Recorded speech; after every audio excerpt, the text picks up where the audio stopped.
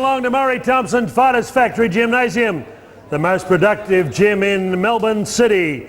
Welcome along for the fight of the new century. Melbourne Cup fever pervading. Howard Lee is my name. Boxing is my business and business is good. What a great card Murray's putting for show number 18 at a new venue, the Springvale City Hall, 24 hours away. We get ready for the official weigh-in. Under the auspices of the Professional Boxing and Martial Arts Board, your man in charge of the action, Mr. Robert J. Todd. Your ringside physician, Dr. John Jory. Ladies and gentlemen, 10 rounds of true international boxing. Would you welcome to the scales? Originally from Kenya, 7 times his country's champion, with Austin Taylor, one of the great African kings, returning to Melbourne for the 3rd time in 7 professional fights. Already a Victorian champion and a 2 times Aussie champ. Would you welcome Fred Kinuthia, Australian junior welterweight champion. We welcome along Ray Dunbar. Good evening to you, Ray. Screen Vision Proprietary Limited, great boxing man on the internet. Good evening to you, Ray. Ray Dunbar. Brian Membry, welcome back, Brian, from Adelaide. 64.4. Okay, Bob, 64.4. Big round of applause for Fred Kinuthia with Austin Taylor. And ladies and gentlemen, Murray Thompson's very proud to match on his 2nd fight after becoming a resident of Australia, Cleveland, east of Brisbane, with Bernie McFadden and Ray Dunbar travelling down from the mighty state of Queensland. 33 years of age, remember, turning back the clock when he KO'd Jeff Fennick in 2 rounds for the IBF World Lightweight Championship. Ladies and gentlemen, originally from Benoni in the Republic of South Africa, 43 fights, 37 wins. He lost his world title to a legendary Sugar Shane Mosley. Would you welcome former world champ, now Aussie, Phillip Holiday.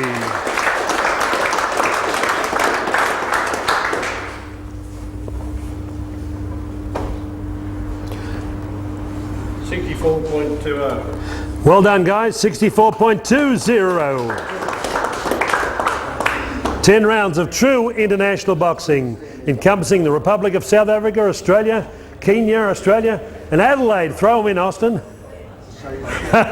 Photographer extraordinaire, Bernie McFadden.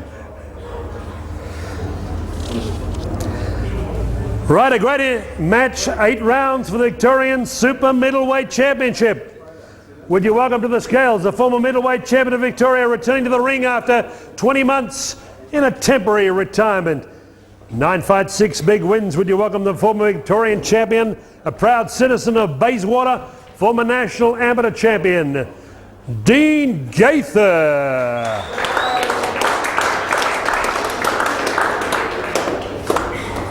$76.20 kilograms a minute, the maximum. What's that, Bob? 75.25. Thank you. Well done, Dean Gaither.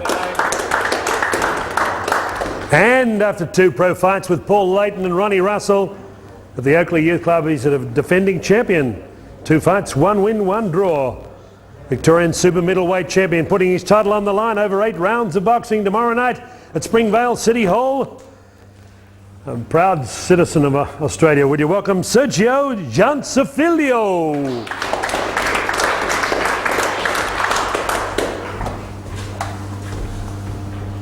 $74.20. Well done, guys. 74.20.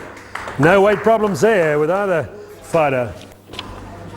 Bout number 3, another championship fight on Murray Thompson's great show, Spring Fever. The fights of the new century, we can call it. 8 rounds of boxing, Victorian's Light Heavyweight Championship. Would you welcome back after 16 months in retirement from the mighty city of Geelong, with a proud record of 8 fights, 5 wins, former Victorian Light Heavyweight Champion. A rematch, in fact, tomorrow night. Getting ready, he's travelled all the highways. Kev, on the highway, could you get 100 kilometres tonight? Oh, yeah, we did. Well done, because it's been 60 and 40 and all that stuff with his dad here, Irish Kevin Murray. Would you welcome the challenger, former Vic champ, Kevin Murray, from the mighty city of Geelong. The limit, Bob, light heavyweights. 77.8. 77.80. Well done, Kevin. We call him the Brownlow medalist. And a man who's on a big roll, comes from Kalorama, Since joining Murray Thompson and me, he's won 5 out of 5. Ladies and gentlemen, the ABL champion in 1997, 9 fights, 6 wins. Would you welcome Stuart Muller, the Victorian light heavyweight champion. Won the title from Dean Keedy in February this year. Bob? 78.05. 78.05. Here we go. Well done, photographer, Mr. Murray Senior. Okay, well done, Stuart and Kevin. Well, moving smoothly, Bob. Not a hitch tonight at the Fighters Factory. We haven't finished yet. Okay, would you welcome back to Australia with a new lady in charge of Bridge Sane's ringside gymnasium in Auckland. Welcome to you, Kushla. Kushla, come up with your young man. Don't sit there in the corner. Sam Aukuso, where are you, Sam? Sam the man, former Queensland junior welterweight. Not Queensland, but New Zealand junior welterweight champion. It's an all-Kiwi affair tomorrow night in some ways. 30 professional fights. Sam the man, Aukuso. The limit, Bob, is 72.5. What's that, Bob? 69.70. 69.70 for Sam the man Aukuso with Kushla Sane. And ladies and gentlemen, he's also a proud citizen of Dunedin, New Zealand, now resident Nari Warren, been causing a big stir in pro boxing. A great drawn contest on the big Stuart Duncan show recently at the Powerhouse. Would you welcome Nari Warren's Iron Mike Cope in this 6-round international contest. 71.15. 71.15. Well done. There we are, Bob. Counting them down. Murray Thompson, 7:30 quad to 8. Murray, not a hitch. Murray, any final word? All fighters have to be there. Springvale, Paul. You know the very well you do. Segio, Springvale boy. You know it. Okay. Everybody seen Dr. John Jury? Great card. Well done, Murray. The fights of the new century. See Mr. B. Butler, real estate agent extraordinaire. You'll be home by midnight, Bob? For sure. Okay, you've just witnessed the big weigh-in here at Murray Thompson's Fighters Factory. Not a hitch. Big 4 fights tomorrow night. Springvale City Hall, the fights of the new century. Show number 18. Murray Thompson, good luck. Protect yourself at all times. God bless. See you at ringside tomorrow night. Our main event, 10 rounds of boxing. Adelaide's friend Kinuthia, 2 times Aussie champ. And he meets former IBF world lightweight champion Phillip Holliday, originally from the Republic of South Africa, now resident of Queensland, Australia. Keep punching. See you soon. Sammy Aukuso, welcome back to Melbourne. Really don't like these interviews, do you, Sam? Your last fight here was against Solomon Igbarime at Fort Knox, Fighters Factory Promotions. That was a hard fight for you. Have you been active since that fight, which was about 6 months ago, I believe? Yeah, it's about 6 months ago. Have you been active in New Zealand since then? No. Have you been training hard? Yes, still back to training. Okay. Do you know anything about Mike Cope, who you fight tomorrow night? I got no idea. Got no idea, okay. Well, I can tell you he's originally from New Zealand. I just spoke to him, he sounds just like you. Oh, okay. So you haven't been active in New Zealand, you don't know anything about Mike Cope. You're fighting 6'3", that's your normal distance, over 6'3", you're quite strong over that. How do you see the fight going tomorrow night?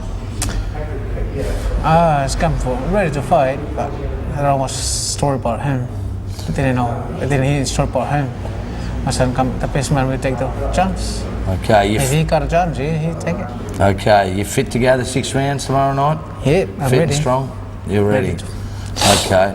As always, Sam, I'm sure you're going to turn it on for the crowd tomorrow night. Good luck. Thanks. Mike Cope, welcome to Fighters Factory Promotions. Good to see you here. You're trained by Bryce Birtwhistle. That's right, yep.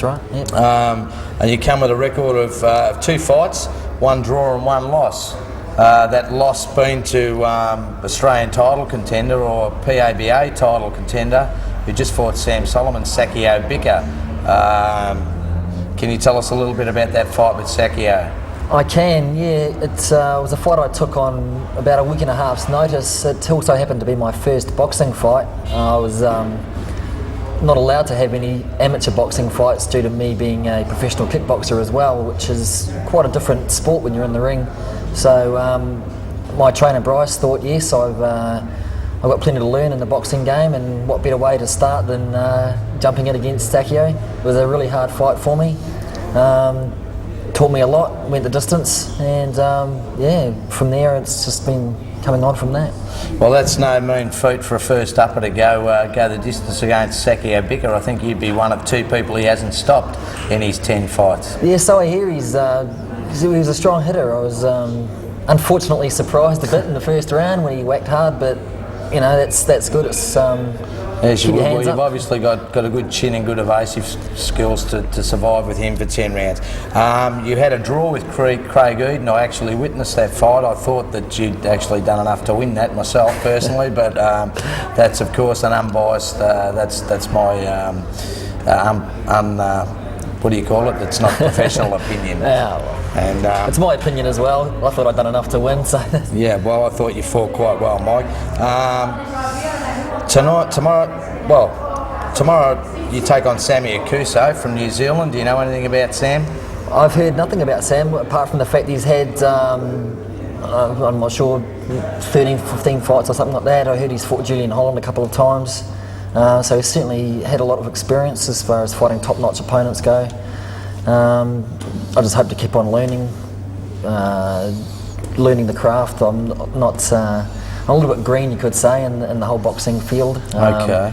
Certainly haven't been tempted to whip a kick out or two, but Okay, I'm just reading here that you've had 25 kickboxing fights and a former world amateur champ in 2001, last year world amateur champ as That's a right. kickboxer. So do you prefer boxing or kickboxing at the moment? well, at the moment I really enjoy the boxing training.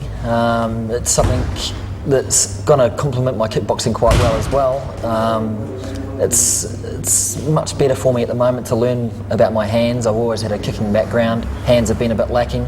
So to do the boxing at the moment, it's a big bonus for me. I really enjoy it, and you know, I hope to have a few more, especially this year, early next year. Great. How do you expect the fight to go tomorrow? Are you aiming to go for points? I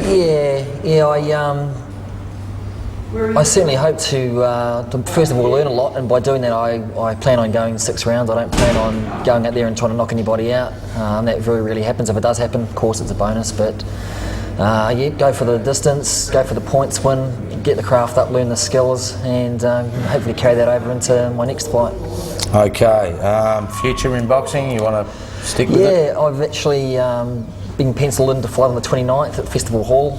I'm not sure who my opponent is at that stage, but It'll be on the Julian Holland yeah, card. yeah, exactly, on the Julian Holland on the card. So that'll be another big show for me. I hope to build from this one into that one, and hopefully a couple in December as well, boxing. And yeah, keep busy, which is obviously the way to learn, and Great. keep active. Well, I'll let you go and get some sustenance now. I'm sure you're I didn't have to starving. You're diet. dying I for didn't a have to drink diet for the for this weigh-in. one. Didn't you? You didn't have to diet? No, not for this one. Okay. Well, look, good luck tomorrow. I'm sure Excellent. you'll turn it on for the crowd. Thanks very much, Brian. Well done. Thanks.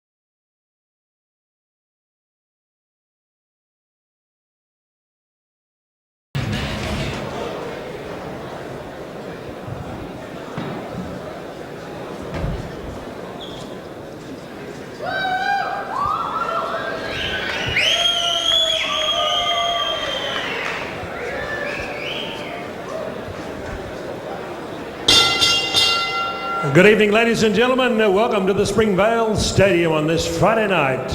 Murray Thompson, Fighters Factory, travels down the Springvale Highway a few kilometres for his 18th big show. His first here tonight. Good luck, Fighters Factory, Murray Thompson.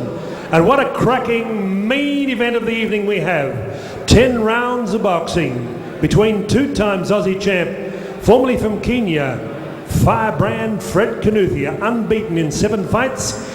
And he faces the former IBF lightweight champion of the world, formerly from the Republic of South Africa, now based out of Brisbane town, the man who put Jeff Fennick into retirement, Phillip Holiday. That's our main event. 3 other action-packed fights, including 2 state championship matches. Ladies and gentlemen, we've got the show rolling on this Friday night. Welcome along. Tonight we're going to sort the men from the boys.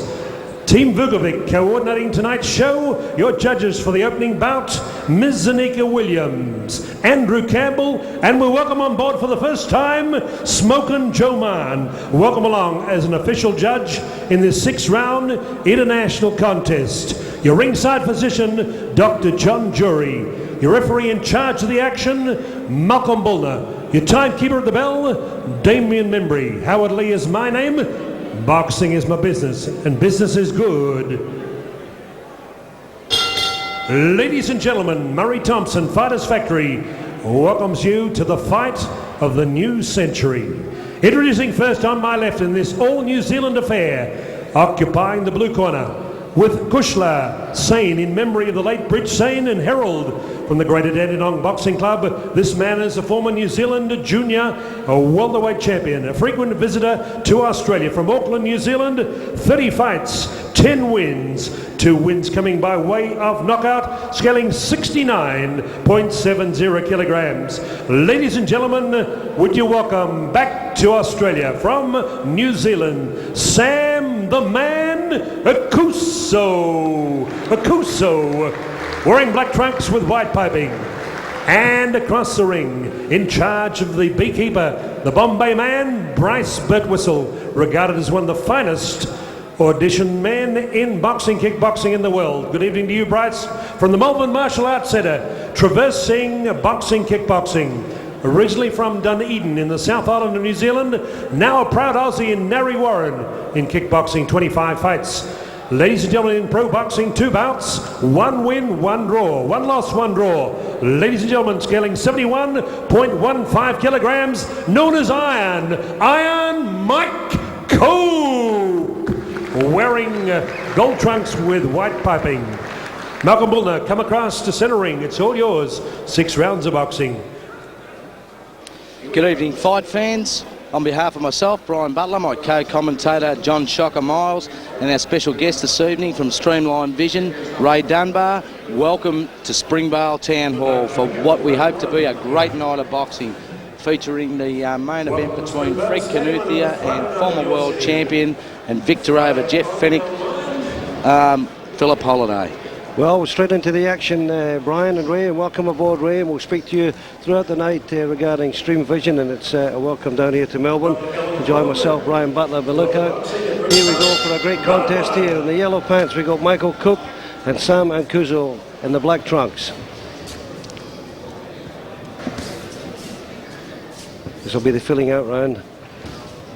The jab underneath there from Aukuso, up top from Coop. Coop in the yellow pants. Oh, good right cross there, but I think that was just a bit of a slap, Brian. Yep, a little bit. I think Sammy caught that off the top of the glove.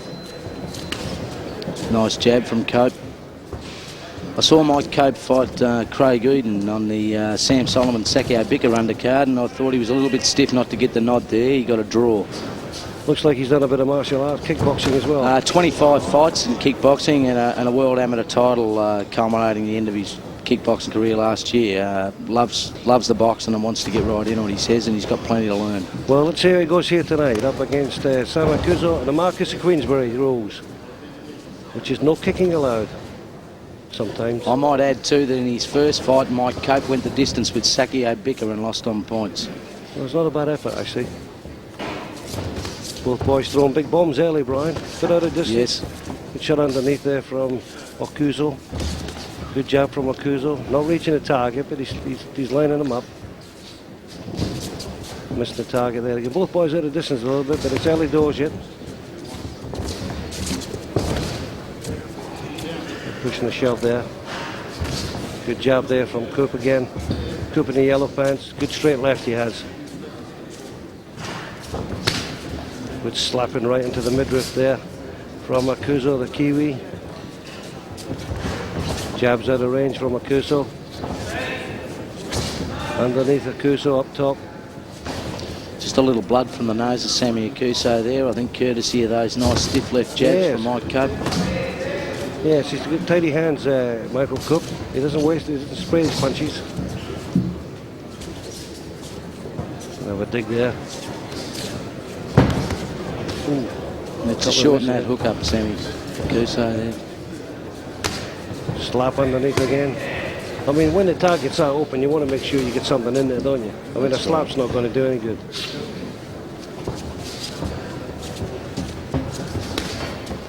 Good right cross to the back there. Yeah, good kidney shot. As he spun Michael Coop round. Coop in the yellow pants and Aukuso in the black trunks. Good rip underneath. Good right hand over the top too. And underneath. There's a left rip right cross here from Aukuso and followed up with a good right to the guts again. Fighting back well. Tidy punches to the head from Coop. Coop stepped up a gear. Good jab underneath again from Aukuso. He's getting good distance. He's found his range. Yeah, and a good round there, Aukuso to finish off. Ray Dunbar, our unofficial scorer tonight. How did you see the boys in that round? I didn't think there was much in that round. It was fairly even between them. I think Aukuso seems to have more authority in his punching power than what the other chap has. Maybe that's through his kickboxing. I don't know. Would you give that round to Aukuso, Ray? Yeah, no, fairly even. Fairly even. We'll give it an even round. Brian Butler, how did you score? I tend to agree with Ray. I thought that the punching power of Sammy Aukuso was a little more than Mike Cope. Mike Cope's like out there to score the points, and I think that evened it out a little bit. I'll give that round even as well. Well, as we look in the red corner now, we've got the Bryce Entwistle there. He's putting a bit of work into Michael Coop in the red corner, but I can say one thing, that he's got nice tidy hands, and that's not going to be a problem. Seconds out, round two. Thanks for joining us for the opening bout.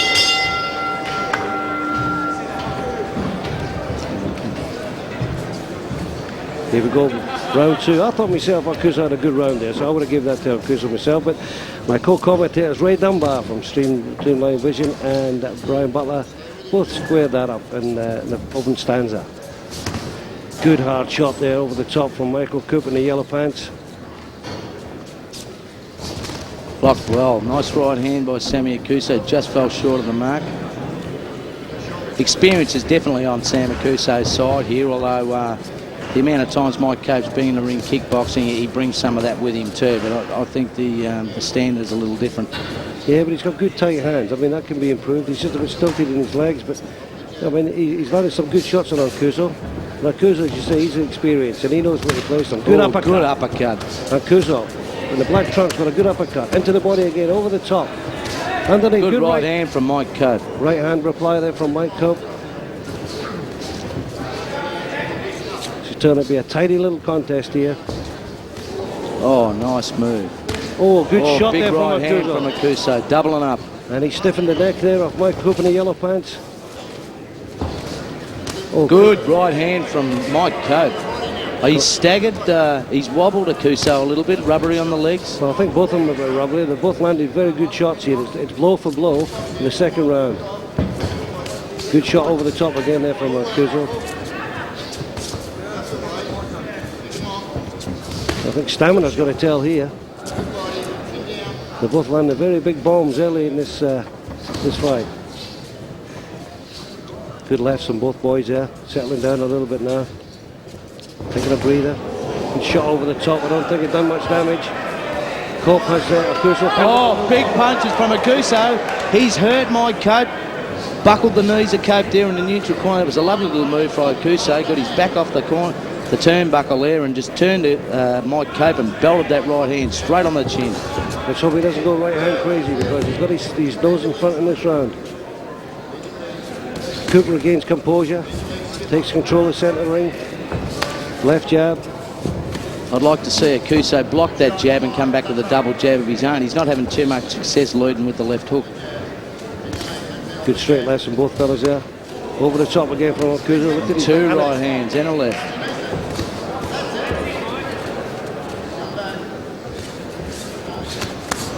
Good shot there from Cope. Good over right hand there from Cope. Good left from Cope. Cope starting to string good punches together. Finding a good bit of distance here. Michael Cope, red corner, yellow pants. Oh, good shot over the top. Straight into two then. Good shot over the top there from Cope. He's still going. He doesn't want to get caught in the corner again. And a good finish there. Tremendous finish there from Michael Cope. Walking back to the red corner. Aukuso looks a little bit worse for wear, and I think two reasons for that, Brian, is in that second round Aukuso landed a lot of punches, took a lot out of himself, and in the second half of the round, Michael Cope came back and took more out of him. So he didn't get a chance to take advantage of all the hard work he'd done in the first part of the round and have a breather spell and stole the points up. Cope came back and retaliated, so to me that was an even round there. Yeah, Shocker. Mike Cope came back well, and I think that's a sign that the fitness and durability of Mike Cope, I think, might be enough to wear Sammy Aukuso down. This is a 6-rounder, 6 threes. I'd just like to take the opportunity to welcome our viewers, our Stream Vision viewers from around Australia, and mention the Jamie Meyer fight. I'll come back to you after the round. No worries, Ray. Here we go. Round 3 of a 6-rounder here. I hope Sammy Aukuso thinks he can win this fight, because he's got a habit if he doesn't think he can win, he sort of just plods along, and I'd really like to see him. I'd really like to see the best out of him tonight. Well, I'm just a bit, there's a question mark on his fitness, but Michael Cope's strong. He's taken the best he could, and he came back strong. That might make a little bit disinterested. Good left hook there from Cope, keeping his hands nice and tight, right over his head. Good left underneath there from Aukuso in the black trunks, New Zealand. Good left. Oh, big right hand, Big right countered hand by two straight, a left and a right from Mike Cope. Underneath from Aukuso again. Who's the winner in that one, Ray? A big right hand against two sharp punches. I'll go for two sharp punches. Two sharp punches wins it, because you've got no scientific way of telling the power of a punch. Good right cross here from Aukuso as Cope rushed in.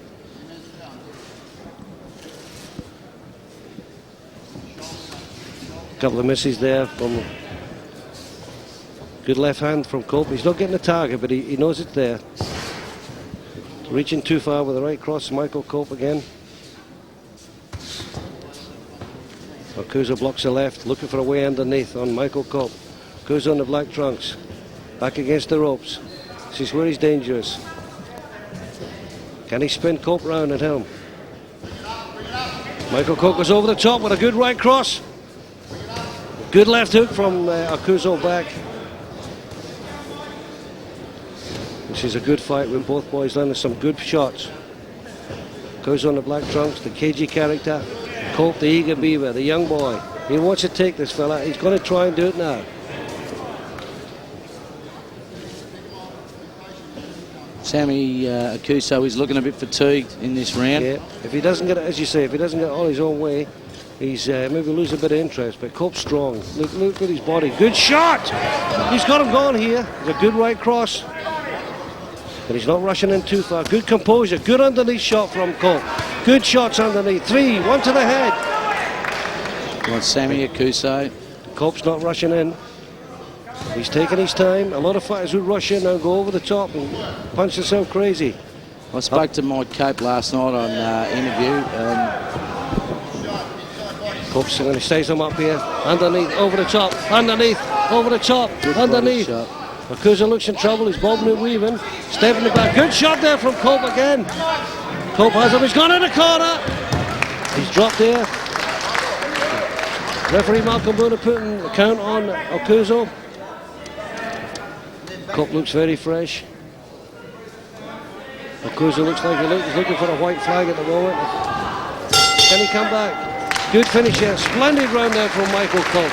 That was a good sort of interruption there, Brian, but I just looked at it was going straight in there. Yep. And if we follow back to the corner, you can have a look at Aukuso. We just see he's back in the corner there, but his trainer's putting some water over his head. But you think, I mean, as you picked it in one there at the start of the third round, you said that if Sam Aukuso, if he doesn't get it all his own way, he loses a bit of interest. Well, he did lose interest, Brian. That's right, and I was going to say just before there wasn't a punch, he went down on one knee. I think it was more to take a breather or to, like you said, the white flag coming out, he's looking for that, and I think that's obvious at the moment. Mike Cope, on speaking to him last night, he said he hoped to go 6 rounds. He's got a lot to learn in boxing, and the more rounds he gets, the better he'll be. Well, there's no place for cowards, Ray, is it? No, you've got to be a brave man just to get in there. I think Aukuso's just about to throw the flag in, I think, this round by the look of him. And not to take anything away from Michael Cope, by the way, he's making good work of this, and I'm very impressed with Michael Cope. Very impressed. Didn't like his sunglasses, but where he came in, but he's making good work of this, and he didn't get over-exasperated, did he, when he had them going? I mean, a lot of fighters go over there and they'll lose the impetus,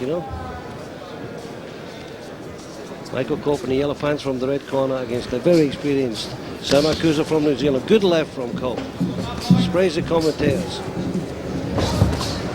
Lefts again. Sue Murray for a dry cleaning bill. Yes, that's on its way, isn't it? Yeah. Good shots over the top. Aukuso's throwing that right hand now from too far out, and he's sort of lunging forward, and when he misses, Cope's able to counter him with the 1-2. We're in the fourth round here of the 6th rounder, and it's Good been a left good hook fight. from Cope. Cope goes forward again, puts him in the neutral corner. I think that's about it. Aukuso not fighting back, he's bobbing and weaving. He's got to throw a punch, or Bruno will step in.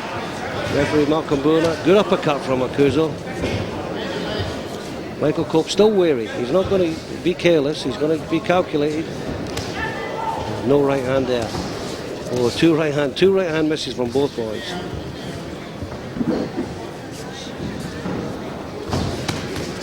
Shot again. Good shot over the top from Cope. Back in the goes to the body. Aukuso covering up, looking for a way out. Good body shot. Cope not punching too hard. He's just looking for an opening. Don't punch crazy. Aukuso is back to the wall.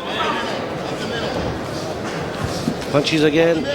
Good from Cope. He's just waiting to get that one on the target. I think he knows he's got it here. Aukuso wants to watch his hands though, because Sammy does pack a bit of power. He's smothering up very well, Aukuso. He's taking the edge off the very vibrant Michael Cope. It's fatigued Mike Cope a bit that last 30 seconds. I think. It does. He just let him punch. A bit of a rope up there. He let Cope punch himself out, did Sammy Aukuso.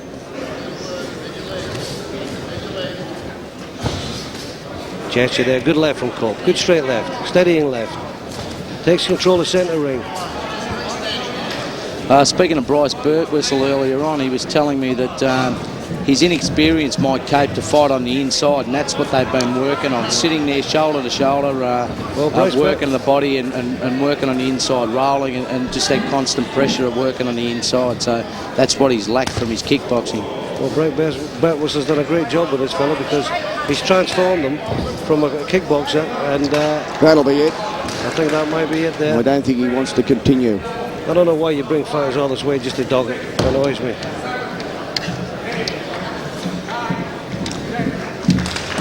There you have it. A good victory there. I mean, he surrendered, but he was made to surrender. The 4th round knockout I mean, it's not the way I'd like to see. I think Sammy Aukuso at this stage of his career just forgotten how to win. Yeah, well, he too strong for look, he's a journeyman, but he's done a good job, the fella. He's done a very good job, Michael Cope. We'll now return you to a message from our sponsor. Yes, if we look back here, look at Bryce Birtwhistle in the corner there. He must be very happy with transcending his kickboxer into a fighter. Well, he's obviously got the chin. Sammy bounced a couple of left hooks off him there, and like I say, he went the distance with Segio in his first fight, and there's only 2 people who have done that. That's him and Sam Solomon. Big knockout record, Segio. If he can get his boxing skills going, which he showed tonight that he's really on the improve, a fighter to watch for.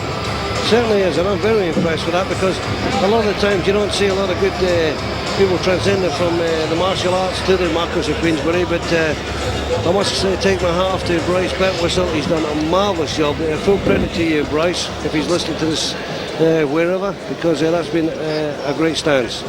And as the boys get the picture taken, a well-worked victory. We can always say that Sam Aukuso surrendered, but he was made to surrender. He was made to surrender. He was getting a punishment there. We'll go to the ring announcer, Howard Lee, for the official verdict of this opening fight. Ladies and gentlemen, the winner by knockout, 2 minutes, 50 seconds in round 4, registering his first professional win, Iron Mike Coe.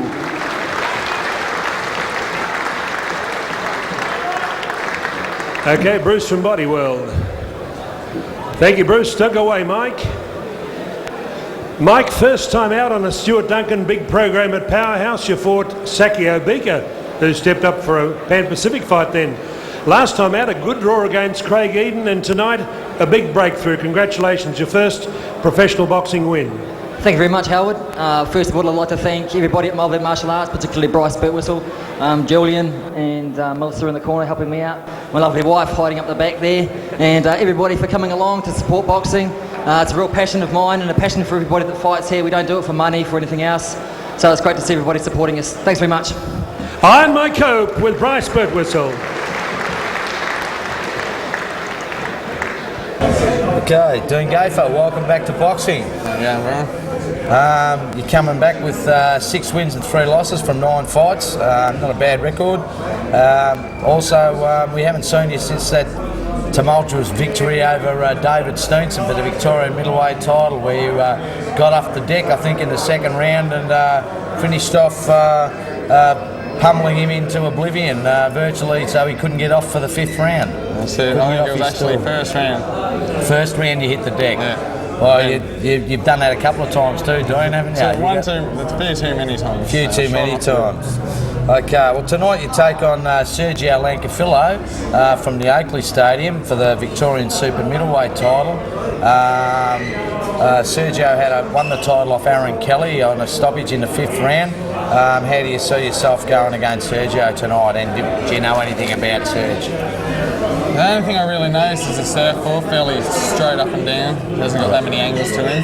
But I think if I persist with the pressure, it's going to take his toll on him and hopefully get him in the later rounds. But if he gives me an opportunity to get him in the first round, so you'll take it. Okay, but you like to get some rounds under your belt. Yeah, that's the way it's been. It seems I have to warm up, but okay, no worries. I've taken a different training method this time, so I've started off a little bit quicker.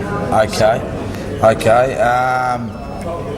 Prospects after this fight tonight, would you like to get up and push for a crack at the Australian title within 12 months? Or I think I really would. It's just, at the moment I'm a bit half-half, but I'm going to the gym nearly every night and stuff like that. But it's just sort of, I need a win under my belt, I think, to boost it up. Depends on the fight tomorrow night. Yeah, that's pretty much it.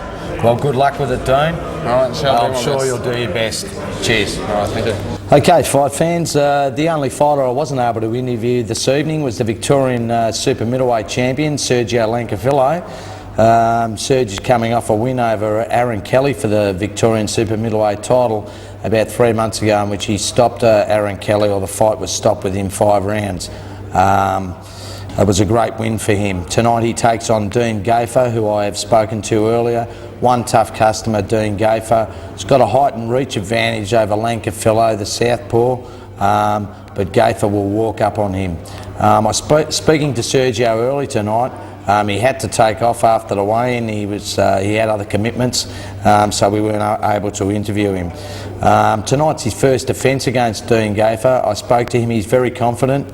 He knows Gaither is strong, very strong-willed and mentally tough, and he expects him to walk up all night. And he's well tuned in to do the 8 3-minute rounds, he tells me, and he says he's got the ability to outbox Dean Gaither, and he hopes he will take the decision on points.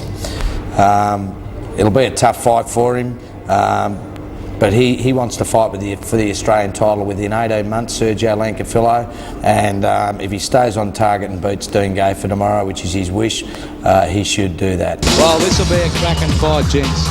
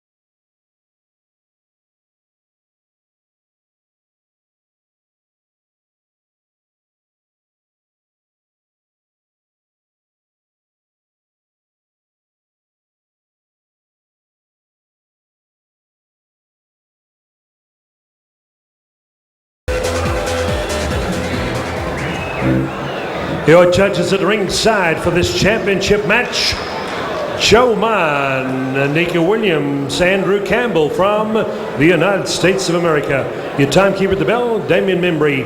Counting the knockdowns, Brian Membry.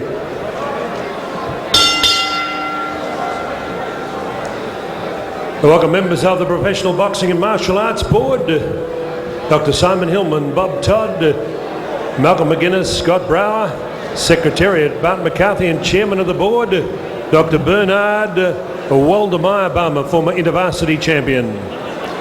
Your ringside physician, Dr. John Jury.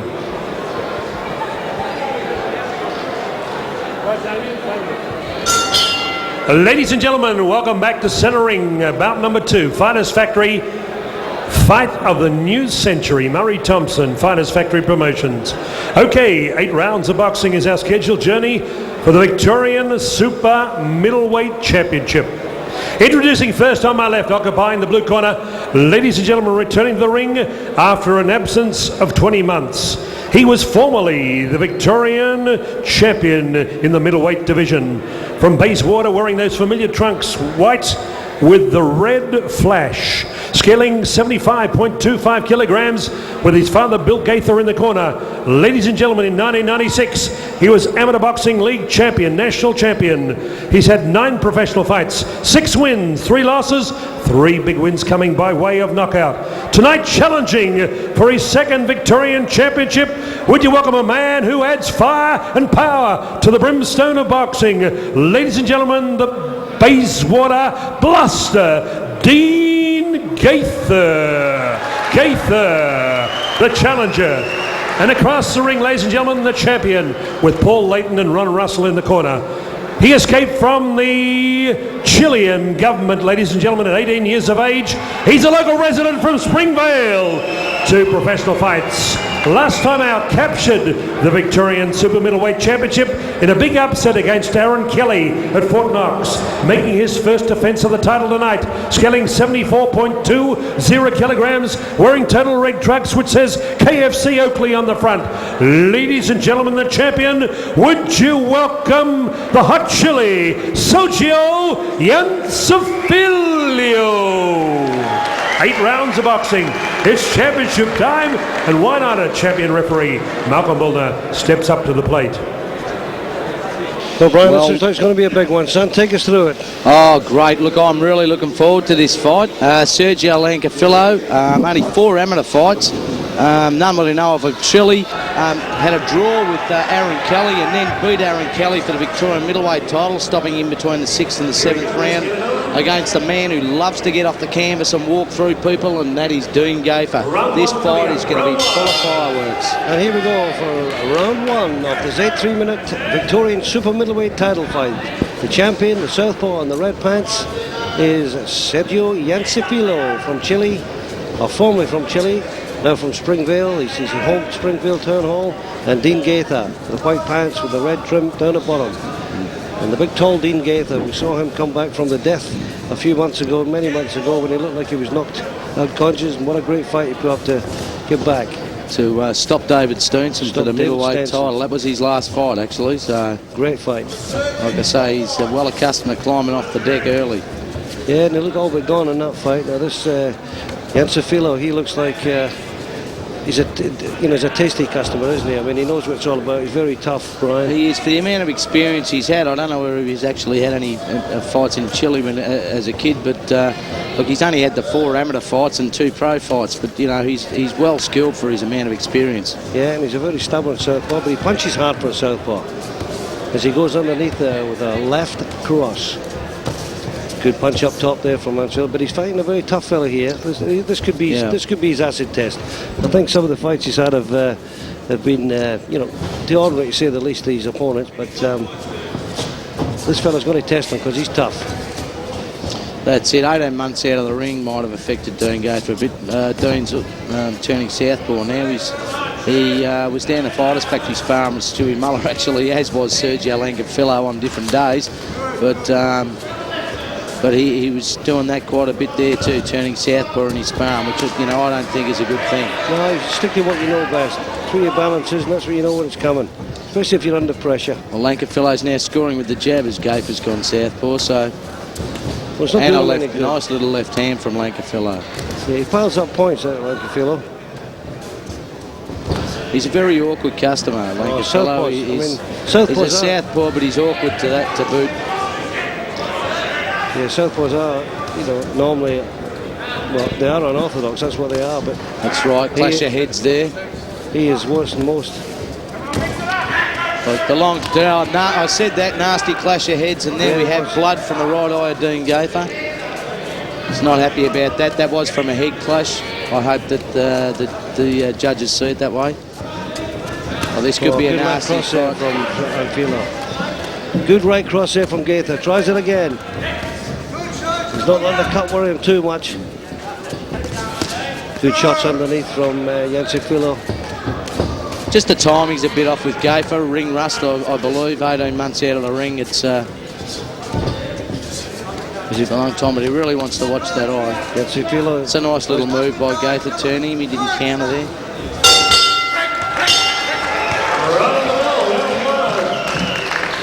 Yeah, I'd just like to pop in and mention that on the 6th of December, Jamie Meyer, Queensland's leading boxing trainer, is staging the Australian Cruiserweight title with Jamie Wallace and Simon Patterson over 12 rounds at the Southport RSL Club. Also over 10 rounds, Jay Washington will meet Paul Tapley, and Brian Reid will fight Uran Dowling for the Queensland Super Middleweight title. If you want tickets, it's Friday the 6th of December. Jamie Meyer Promotions. For tickets, 0438 246 178. What's that number again, Ray? 0438 246 178. Sorry, I said 38. It's 178. Must be needing glasses. No worries, Ray. Well, how'd you see that one? I saw that one. I gave that one to Sergio Llancafilo. I had it even until Dean Gaither turned southpaw, and after that nasty little head clash, Llancafilo was able to land a few jabs and land the left cross a couple of times as well. And he won in round 2 of the Super Middleweight contest. 8 3-minute rounds between the champion and the southpaw from Chile, Segio, Llancafilo, and the challenger, Dean Gaither, with white pants with a cut over his eye. Big tall fella there who's been stuck in here, and he's challenging like a challenger. He knows he's got a cut eye, and that could stop the fight. So he's going to step up the pace a bit and try and bash his way into this, grabbing this title from this very, nice very little tricky trick by Dean Gaither. In short, landed flush on the chin of Llancafilo to no avail. Shot underneath from Gaither. He's so awkward, Sergio Llancafilo. He's very hard to get in on. It's a constant pressure thing with him, which is to Dean Gaither's credit. That's in his kit.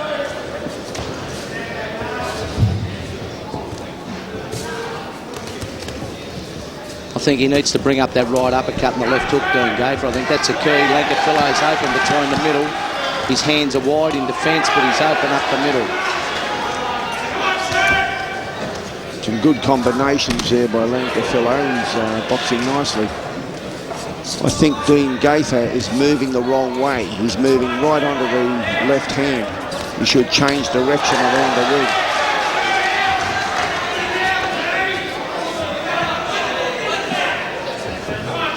Dean Gaither won't go backwards from here. He'll just start up in the pace. And that's what he's got to do, lead with that right hand. 2 right hands and a left uppercut from Dean Gaither.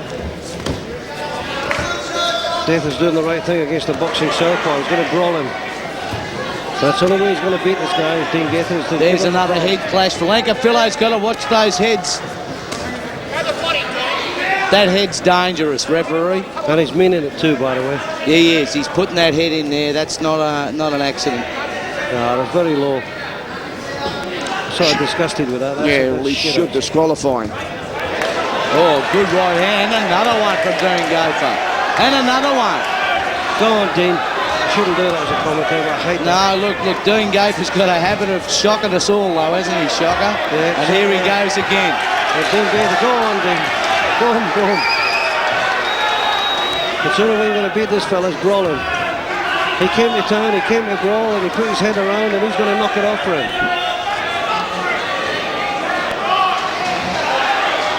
Well, good evasive tactics there from Gayther in a neutral corner. And Llancafilo, let's see if he's got bottle. He's got head. And big Dean Gayther's going to test him for sure here. You've got to give the guy credit. There's a right hand again. It's on the tail end of it that time. Great round from Dean Gayther. Yeah, good round there. I hate taking sides in the contest when you commentate, but it just looks so much like the head of Llancafilo there, Brian, was just all over the place, and to headbutt somebody who's already got a cut is the lowest form you can get. No. I'll get pulled up for this because I'm taking sides and I'm making a decision here. Well, Shot, I was very surprised that Malcolm Bullman didn't pull him up there because that was so obvious. I mean, he was just about rubbing his head on his eye. And he done that because Dean Gayther is handling a tricky southpaw really well. You brawl them. You forget what you do normally as an orthodox boxer. Forget you are a boxer yourself. Brawl them into submission because that's what they do. They take it away from you, Star. You've got to take it back by brawling them. That's right, Shocker. I also believe that he's got some good information from the corner there because a total change of tactics for Dean Gayther coming out. So his father, Bill Gayther, and Tony Sirachi in the corner there, I think have told him to go after these bloke and rough him up. Well, here we go for round 3, Ray. This is going to be a great contest here. Round 3 of us. Scheduled 8 threes for the Victorian super middleweight title here with, I mean, you've got to say it's even at the moment. I don't know who's, there's a round each and a one drawn, I'd say. Round each and one drawn. One round each. Apiece, yeah. A round apiece. Good right hand from Gayther. I think Gayther came back there with a heap of courage, yeah. And Llancafilo, the ex-Chilean, the champion there, put his head around a wee bit and cocked his whack. And that's what you should, that's the only thing you can do. Gayther's making he's making every poster winner. He's going to go after this fella, and he won't be able to handle it. He likes to be in control, Gayther. Not Gayther, Llancafilo, yep. He likes to be in control. When he's not in control, then you'll see how much bottle he's got. Good shot from Gayther again. Good overhand right. Throwing plenty of them. That's it. Llancafilo has missed more punches in this fight than he has in any other fight I've seen him in. And Gayther's now the one in charge here. You know that, don't you?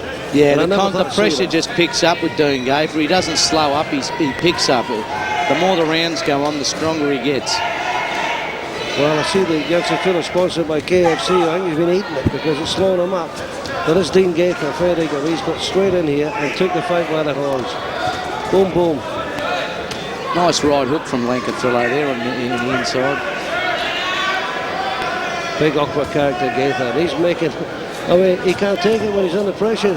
Llancafilo, Brian. No, he seems to be out of the water a bit there, doesn't he? Yeah, he can't take it. He's always, all the fights we've seen him, he's been in control.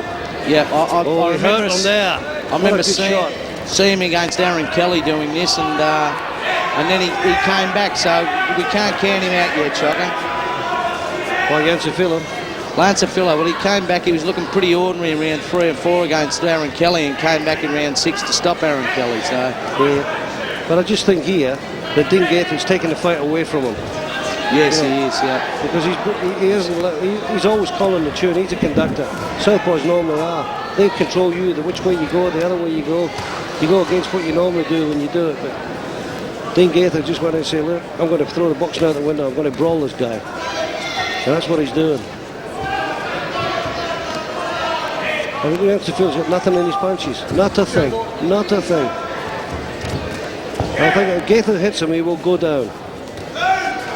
It's that constant pressure that Aaron Kelly couldn't apply that Dean Gayther will never stop. Yeah, good shots from Gayther. What great shots! Go Gayther, go! Good left hook from Llancafilo. Yeah, you replied back well, Llancafilo. Llancafilo replied back well, but Gayther had some great bombs in there. Oh, good shot again. If you could spin him in the corner now. Great round. Fantastic round of boxing. Very action-packed round, that one. It was great excitement. It's a very nice fight, this one. Yeah. I'd just like to make another reminder too, on the 6th of December, Alex Quinter and Ken Haywood are promoting at the Greek Club in Brisbane. It's Ken Haywood, Alex Quinter. Their program hasn't been finalised. They always put good shows on. That's the 5th of December, Thursday night, December 5, at the Greek Club in South Brisbane. That should be a good night, Brian. We're having a good night here. Look, there's one round apiece, and that round there, I couldn't split them. I mean, I thought Gayther was, knocking more punches in, but I mean, a lot of people might have leaned for Gayther in that round, but I mean, it's 3 rounds, right? And I've still got it all square as we look at... Me too, Shocker. No, I gave that round to Dean Gaither because he just applied that constant pressure, and Llancafilo for most of the time was looking away to get away from Gaither, but just didn't happen. I'll tell you what, this is a cracking fight here between the this is the 4th of 8 3-minute rounds for the Victorian super middleweight title. The champion in the red pants is southpaw Llancafilo, and Dean Gaither, he's making a real fight of this by coming to brawl and taking the fight in the ascendancy away from the former Chilean amateur.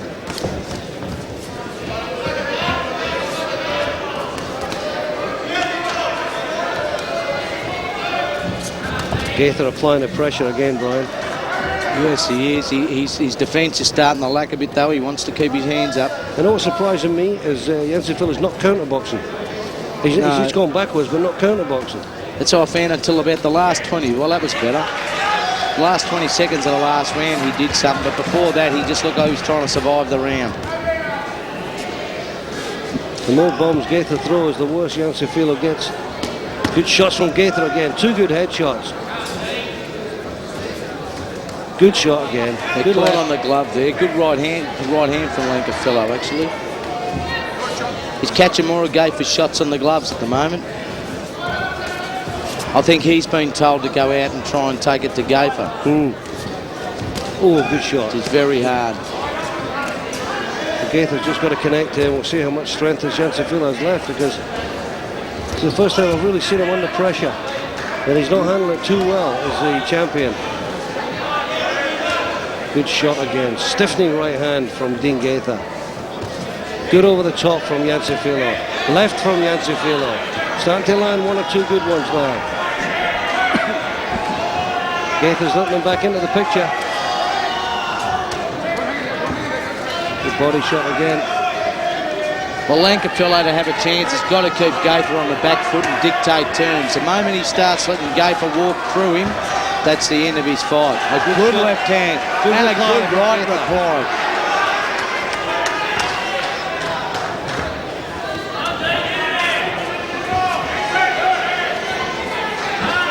Good shot from Gaither again. Good over the top right. Good right hand from Llancafilo. Llancafilo now fighting the orthodox. Who's changed who? Who's in control? Spinning. If he spins him, he'll get him. Dean Gaither spends so many rounds in the gym in this position that he's well at home there. He's probably having a little breather. Good evasive taxes there from Gaither as well. Ducked under 2 good punches. Llancafilo just leaning there. Gaither throws him off. I expected Gaither to turn him in a minute. Turn him. We can't influence him, unfortunately, Shocker. I doubt if he'd hear me. Good shot there from Llancafilo is applying the pressure. He doesn't have the fireworks to do the job. Yeah, but it was a great round together from 2 great fighters. I mean, they're fighting for the Victorian super middleweight title. You think they're fighting for the world title. They got it at hammer and tongs. Yeah, very action-packed round, that one. I'm pleased to see the Victorian Boxing Board allows 8 3-minute rounds for state titles. It's a good idea. Yeah, in Queensland they fight too long, 10 threes. I don't believe it's warranted. I think 8 threes is plenty for a state title. No, it is, and I think 12 threes. I mean, years ago you could fight 15 rounds, which I did for the Victorian title. Yeah. So I mean, I remember that, Shocker. Yeah, 15 for a Victorian title, and I got an egg cup and a spoon. You were lucky at Sydney Stadium, you just got the egg cup without the spoon. Well, I had to give 25% of the egg cup back to my manager. I must remember and ring him up. Probably in the Bahamas now, Brian. How did you see that round? I gave that round a draw, actually. It was I mean, the fight is very tight. I mean, both guys are asking no quarter and giving no quarter. Ray, how did you see that one? Fairly even, there wasn't a lot in it. I mean, it's very hard to split it here. We're interested to see what the judges do, but I can't split them. Just as one boy gets on top, the other one fights his way back in. 5th round of this 8 3-minute Victorian super middleweight title fight. The champion, southpaw, and the red pants, Segio Llancafilo, probably from Chile, and from Bayswater, which is just as an exotic place, as far as I'm concerned, in Victoria here. Good shot from Gaither. And he's teasing. Two good shots back from Llancafilo there. Yeah. He scores well. Good shot from Gaither. Scored again, Gaither. Two good shots underneath. Ploughing them in, as you'd say. He's not throwing them, he's ploughing them in. As he tries it again. He's got good composure now, Gaither. This is the best he's looked, the way he stands. He's standing well. Pushing Llancafilo back. Overreaching a little though. Yeah. Just step up a little bit when he throws that punch. Step up a little bit. Good body shot from Llancafilo there, left hand under the rib cage. Good shot underneath. Clubbing on the top of the head. Yeah, he's actually slapping that right hand down on the top of the head, Gaither. I'd like to see him, you know. Well, he hits to the bringing body up well. against the knuckle He just doesn't. He doesn't right cross to the head well.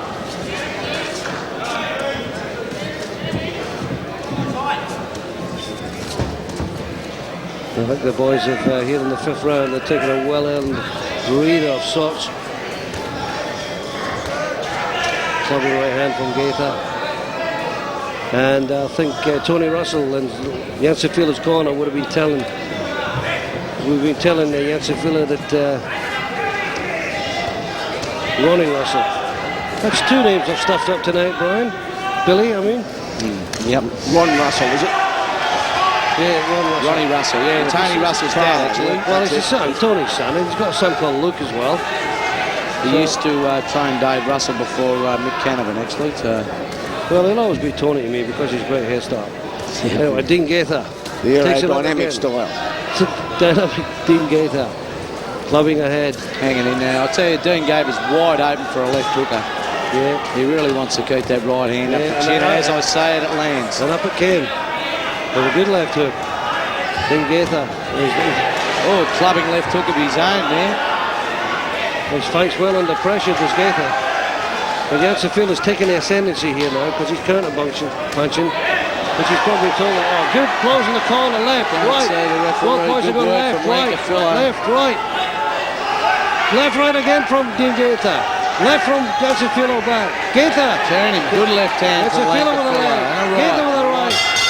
Stand the bell goes. Can't hear the bell. Can you hear the bell, Brian? They stopped. No, I can't. So the referee had stopped it there. Crowd are well behind these boys here tonight. Yeah, then it's an even split with the crowd, and toe for toe. I didn't hear the bell and the noise on there. I bet they wish they were behind the crowd. And there's another fella in there. Right. As we look at the corner of Dean Gaither's father, Billy Gaither. Dean and Bill Gaither. How did it go there, Brian? Bill Gaither. Did it go well there, Bill? Yep. Yep, done well. See, Alzheimer's is not in yet. We got that one. And if we look in the corner now, Bill Gaither's quite under control, you know. He's telling his boy now, take a breather. I'd get his arms off them ropes there. Yes, I would too. I'd pull them off and just say, well, put your arms off the ropes and let them relax themselves and the blood will flow naturally. Seconds out, round And we look across, we've got Ronnie Russell in the corner of Llancafilo. Another even round for me. I called that one even. Round 6, Brian, of this super middleweight Victorian Championship. The holder in the red pants, as we said before, Llancafilo, the tricky southpaw, formerly from Chile, a very exotic place in South America. And Dean Gaither from Bayswater, a very exotic place in the eastern suburbs here of Melbourne, with probably more palm trees. If you drive a forklift. That's all right. Well, the Caribbean Gardens are close. Plug. Cash for comment again, Brian Butler. As Dean Gaither steps in there with the left, just brushes off of the stomach of Llancafilo, who's been told by Tony Russell to counterbox. Oh, good defence by Gaither there. Yeah. He blocked all of those shots. And slipped one as well, which I thought was good. Demoralises somebody when they load up and they can't land. To demoralise me, Brian. That was a nice double jab by Llancafilo. I haven't seen that. Good jab. Oh, good shot there from Gaither underneath. Yes. Good shot. Gaither looks a little bit worse for wear, but he looked worse for wear before he even started the fight. Good shot. Oh, I want to watch that left hand. That was very tidy from Llancafilo. It was far away from the chin, but hit the body. Still scores. Shot underneath from Gaither. He just won't go away, don't Gaither. Nice left hand from Llancafilo. I don't think there'll be a knockout here. You know, I think that the knockout punches left both of these boys. They're going to wear each other down. Oh, Another big left hand from Llancafilo. And the shot on the And legs of another Gayther. one, a right That hook. was a good left rip from Gayther, though. Yep. Brian Butler looking at the wrong monitor. Just at his side. Sometimes looking at the monitor, Shocky, you pick up things you don't pick up when you're actually looking up here. It's Yes. it's good to have it live in front of us, and it's good to check the monitor in case you miss anything. And looking at the monitor now, we've got Llancafilo a good straight right. Oh, good little punches there from Gayther. Both boys landing the same amount of punches. Probably Llancafilo a little bit sharp. Nice Good right hand cross. from Gaither. Get That was more right out on of the them. button. If he can land more of them, well, he'll be all right. And He another doesn't little like one. it. He doesn't like the right cross. Because he wouldn't be getting used to getting a lot. It'd be a southpaw. Good shot from Gayther on the top of the head. Reply from Llancafilo. Left again from Llancafilo. Left, right, right, left, left. Llancafillo's not going away. He knows the fight's up for grabs. Off the ropes is Gayther. Oh, good left hook from Gayther. Unsteadied Llancafilo. Good shot from Gayther. Right in the point of the nose. And a good reply from Llancafilo. Good shot there. Two good shots from. Everything answered. Llancafilo seems to be coming a bit stronger in this round. Yeah, good round there from both players. And that's it. Hard to split him once again. Hard to split him, but I think Llancafilo said, you know, Brian, I'll actually tally out just before we go into the 7th round, but it was hardly split on there. It's one of these type of fights where they just claw each other, punch for punch. You know, one gives one, one takes one. I think Llancafilo in that round landed a higher volume of punches. I tend to agree with you there, Ray. I think he did. There's some nice work with the right hand, but too infrequent from doing Gaither. And Llancafilo actually picked the pace up in that round and actually went after doing Gaither a bit more. Oh, yeah. So I gave him that round. Well, I thought you would because ringside bookie's just waving to Brian there. I think your money looks safe, Brian, obviously. But What's the betting on this fight? I don't know, but Brian's got a smile on his face because he has Llancafilo in front and the bookie's just trying to get out the back door, so there must be some sort of movie on. But I shall report this to the Victorian Boxing Commission straight after the fight. And we're speaking to Bernie Palmer. I'm split. Well, I've got... Sir Richard Sparkman came down from Henty in New South Wales with plenty of money to back on this fight tonight. Well, I'll be speaking to Sir Richard after this bout and introduce him to my banker.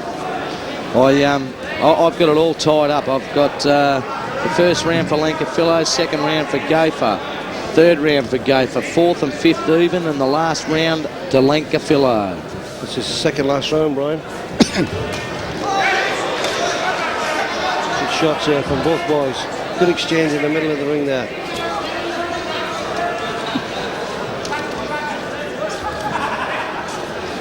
Yeah, it's nice to see Mike Ryan here from the Fighter magazine. One of the best boxing magazine. It is the boxing magazine in Australia. Yes, a great magazine. He kicked it off originally right back in the 1960s when boxing was in its heyday in Australia. Of course, as the years have gone on, it dropped off and he's brought it back along with a couple of other magazines. Well, there's been many copies and there's been many imposters, but nothing beats a real fighter. That's correct. It's great to see the magazine back on the shelves again, and there's plenty of fight fans out there that have been missing it over the years, and I'm sure that the more that know it's back on the shelves will be out there buying it again. And, Yeah, Shannon credit Taylor's to Mike Ryan. Shannon Taylor's on the front cover of the latest one, and a great picture of Costa Azul the month before, which would have been October. That's correct. Yep. I believe Shannon Taylor's got a world title shot. Nice right hand from Dean Gaither. Yep. Good shot from... Oh, good overhand right. And he's ganging up. He walked straight in at two on the back from Llancafilo. Nice right hand from Gaither. That's the biggest punch of the fight. That's a big one. And the spray off of Llancafillo's head hit everybody here, including Ray Dunbar, Mike Ryan, Brian Butler, and three people in the crowd. And who said there's water restrictions? We're soaking here. The atmosphere is big here. Oh, powder puff jabs from Llancafilo. It's a shame boxers can't weigh in like the jockeys after the fight, isn't it? Yeah, they'd be a lot lighter. Gaither having a spell here. This could go anywhere. This A little fight. bit. Llancafilo, I think, believes he's under pressure. He wants to keep his title. He's trying to pour it on the Dean Gayther here. I think he senses he's a bit behind his corner, does. Well, he's pouring Gayther wants to get out of that corner. They're not big punches. I mean, Gayther's No, he's blocking most of them, but he's doing a bit of work with that head again. Yep. And they look. Oh, some good little chop and rights from Gayther. Yep. I mean, toe for toe. Toe for toe. And I think it's going to be all even going into the last round. And he wants to hold on to his title. He'll probably get $1,000 for winning the fight, Llancafilo. And I'm sure he could buy half a dozen houses in Chile with that guy. Yes, I'm correct. I think he's quite happily. He's a resident of Springvale here where we are, sunny Springvale in southeastern suburbs of Melbourne. Well, with his purse tonight, Ray, he's going to send back his money to Chile and buy 6 houses. Jeez, he's doing better than I am. In fact, I think he's going to buy chili with the purse he gets tonight. With their economy, I think he could actually buy that. I think there's a jar in the kitchen he can have. You can have that as well, because I've got everything in it. Now, Brian, don't look at the bookie. Look at the flyers. How do you see it in the Got last them all round? wrapped up. That last round, I gave that even. Gaither early, and Llancafilo, realising the fight might be slipping from him, has poured the pressure on that last round once. It all comes down to this round on my card. Here we go, the last round of this 3-minute super middleweight Victorian title fight with the champion, southpaw in the red pants, Segio Llancafilo from Chile, or formerly from Chile, now Springvale, and Dean Gayther, the battling bruiser from Bayswater. Up on the toes, both boys. And both corners have been made aware that whoever wins this wins the fight. That's the call, that's the buzz round the ringside. Stay close, because we'll have a result one way or the other after this round.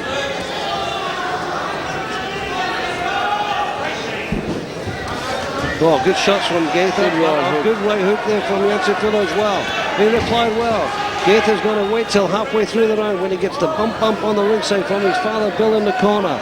And then he's going to go after Llancafilo like he's never been chased before. Oh, good left hand from Llancafilo. Gaither have to make up for that one. Good right. And a jab as well.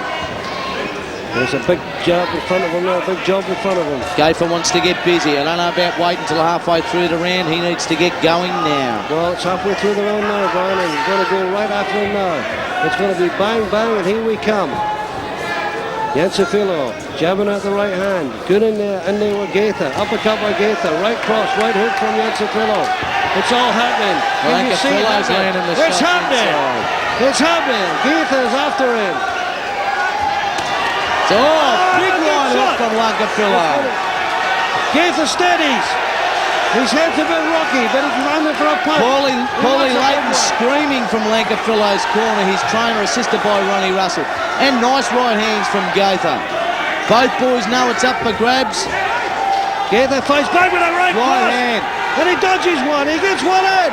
Another one in from He's got to Gaither. get off those ropes. It's all happening here. Springvale Town Hall, the Victorian Super Middleweight title fight.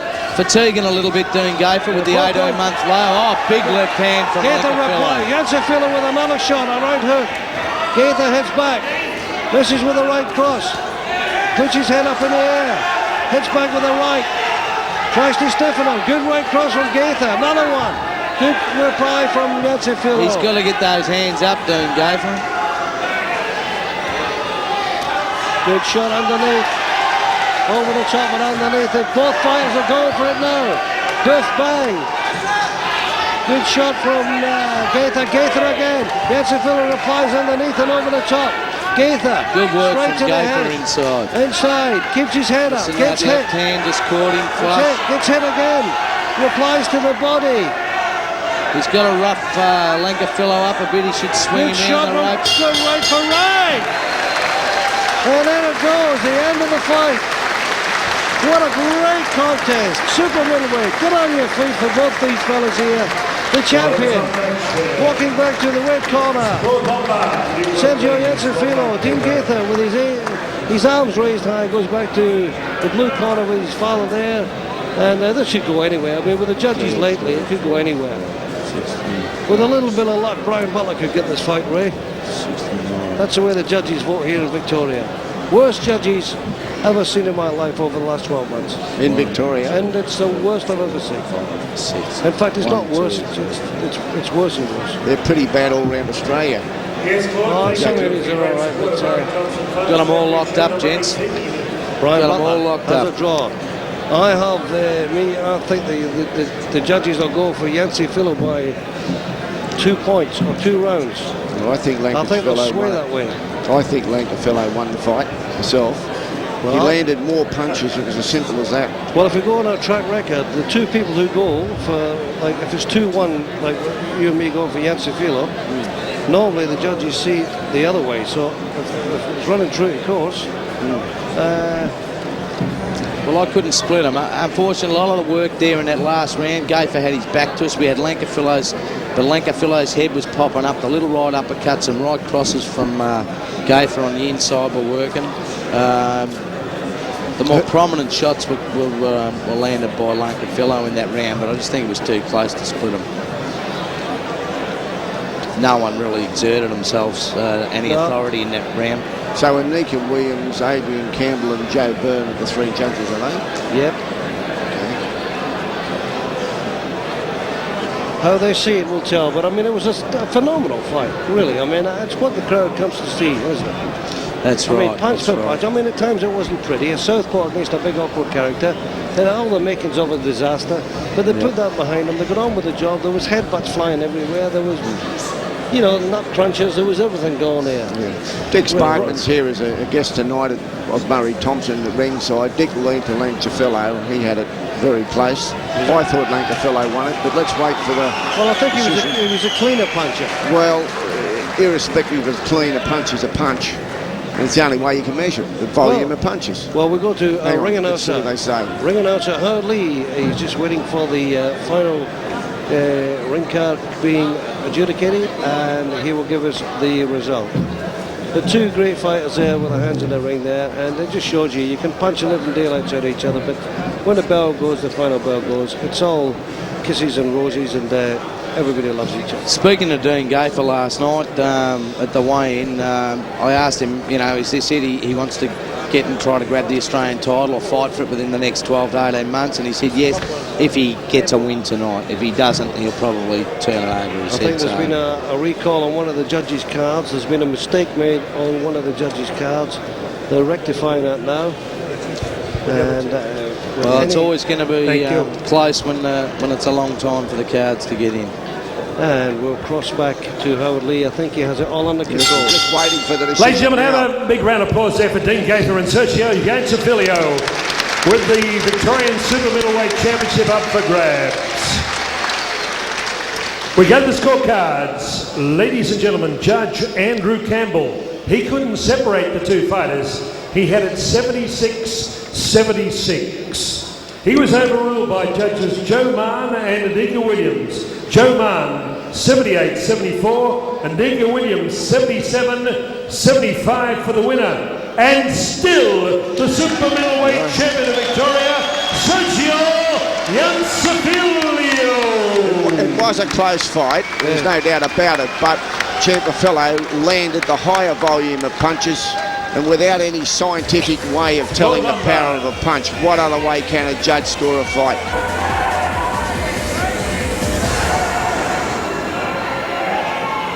Dean Gaither, Dean, come across. You're very unhappy with the decision there. Dean, look towards the camera. What, you felt you won that? Well, the scoring section is here, and that's it, right? And if you're catching the ones that are going there and catching them all that come to you, they don't score. How are you scoring ones that don't even hit you? Oh, fucking hell. Okay, a very... Dean, Belt. No, Dean, a rematch. No rematch. This shit, and you get a bad decision. I've been good after my fights usually, but no, this time that's disgusting. That's like that referee, you get hit once and he calls it off. Well, I'm going to wave it up. Okay, a very disappointed Dean Gaither. Sergio, congratulations. You've retained your championship belt in the first defence. How did you see it? Well, Dean was calling some punches just like that with the palm, so I don't think those was called that well. I was hitting with the cleaner punches sometimes, so I think I came on top just slightly, but I had the edge. You felt you had the edge? I felt I had the edge. I gave him a couple of rounds, but that's about it. 2 rounds only, you reckon? Yeah, the rest was even. Yeah. He was hitting me here and the elbows. He got a couple of jabs, that was about it. So you see my face quite clean. I saw my body. He tried my body, but he missed all my body, so that's the way it goes. Okay, Sergio, thank you.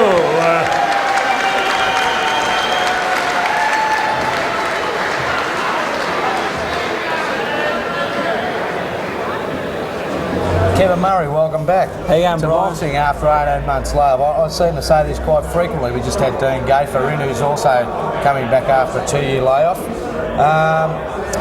Kevin, your last fight was a bit of a nasty one against Justin Nolan out of Fort Knox. That was about 18 months ago. Can you tell us a little bit about that and why you retired? Yeah, what happened in that fight, it was, it got stopped at the end of the third with a cut eye, and it was pretty badly cut. I did want to continue, but my father, the trainer, said no, the cut was too bad, so it was called off, and I went to the scorecards, and they said that it was an accidental head clash, but I thought that he was throwing the head and elbows, but that's up to him in it. So, and then what happened, I lost the fight by 1 point, and then I had a good break, and I've come back bigger and better and stronger now. The main thing was to give me an eye rest. So, to give your eye rest from that injury suffered in the Nolan fight. That is correct, yeah. Yeah, I did see that fight. I think I commentated that fight, and yeah, it was a bit of a nasty. There were some nasty head clashes going in there. I thought that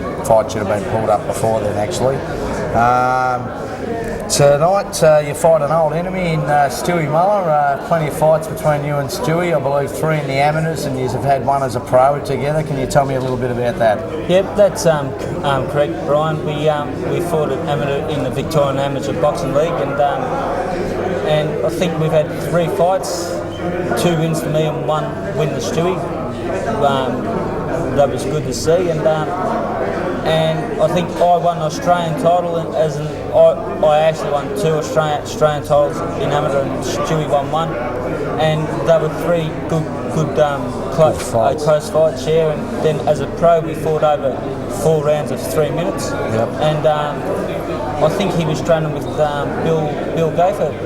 Bill Gaither, was it Bill Gaither or yeah. Bruce Hall? I think it was Bruce and Bill was in the corner. Okay, no worries. And I bet him on points over 4-3. So, but of course he's had a few more fights since I've had that 14 or 18 months off. Yeah, he's had 6 wins since moving to the Fighters Factory stable, and after having that hand injury against Brad Reed, which had actually put him, the win over Reed put him in line for an Australian title shot, I believe, and we saw Reed actually take up the spot for Stewie and actually step in and fight Mark Pajero in a losing gallant but losing effort. So there's a lot more at stake tonight. Do you hope to steal Stewie's glory again, like in the amateurs? Yes, that is correct, Ryan. I'm going in there 110% fit, pretty confident. Been doing a lot of good sparring, and I'm up to the challenge, and hopefully that'll beat him. You don't think that the layoff, the inactivity's bothered you at all? You've been getting plenty of sparring? Yeah, I've been getting plenty of sparring, but as you would know, as you come back, you're not that strong, but then you can keep continuing and improving, which I have over the last 6 weeks, and I'm as fit as a Melly Bull, Brian. So okay, it's good to see your weight's dropped down a bit, Kevin. I don't believe I've seen you that light. No, that's right, Brian. But my aim is take it 1 step at a time. Fight Stewie. Hopefully, I'll get out of that ring with the title, and go down the super middle and see what happens from there on. But I'll just take it step by step and see what happens Friday. Well, thanks very much for the chat, Kevin, and Thanks, no doubt I'm sure you and Stewart will put on a cracker for everybody tomorrow night. Certainly will, Brian. Thank you very much for that. Cheers. No worries. Stuart Muller, welcome back. Thanks, mate. Good to see you back on the fighting stand again after injuring your hand in that hard fight with Brad Reed, in which he did so well. He was quite a worthy opponent, and so worthy in actual fact when you couldn't take your Australian title shot because of the damaged hand. He stepped up and took the shot for you. Did that make you hungry or angry, or how did you feel watching that fight, Stuart? Oh yeah, I was disappointed not to be there. I'm looking forward to getting my own shot at Mark Vajero. So. Okay, do you think that motivated you in any way at all, having to sit on the sidelines? Yeah, I'm motivated to train most of the time anyway, but it's a little bit extra for sure. Okay, how's the right hand? It's getting there. Getting not there. Too bad. Great. Okay, so talking about are you hungry for Mark Vajero, you must be hungry for Kevin Murray tomorrow night. Yeah, I know Kevin quite well, so I owe him a couple. So. Okay, I spoke to Kevin. You've got quite a bit of rivalry going through the amateurs and also in the pros. How's what's the win ratio there? He's 3-1 up on me all up. So all up, okay. So I owe him at least a couple. So. Okay, well since moving to the Fighters Factory stable, you've had 6 wins after your first 3 fights were losses. You've had 6 wins, you've really turned the corner, Stuart. Things are happening for you down at the Fighters Factory. Yeah, it's just you've got to get a bit of confidence, you know. So once your confidence comes, it makes fighting a lot easier. So. Okay, great. Do you have any predictions for the battle tomorrow with Kevin Murray? If I box, I'll win, and if I brawl, I'll lose. So okay, well there you have it, folks. If he brawls, he'll lose. If he boxes, he'll win. Well, Stuart certainly does have the skills. Future prospects, obviously, if you get over Kevin tomorrow, you're in line for an Australian title shot. That still stands. Yeah. Mark Vajero at super middleweight. Mark Vajero at super middleweight, and that'll be early next year sometime. Hope so. Okay. Well, listen, great luck tomorrow, Stuart. Thanks, man. And I'm sure you'll put on a cracker for everybody. Thank you.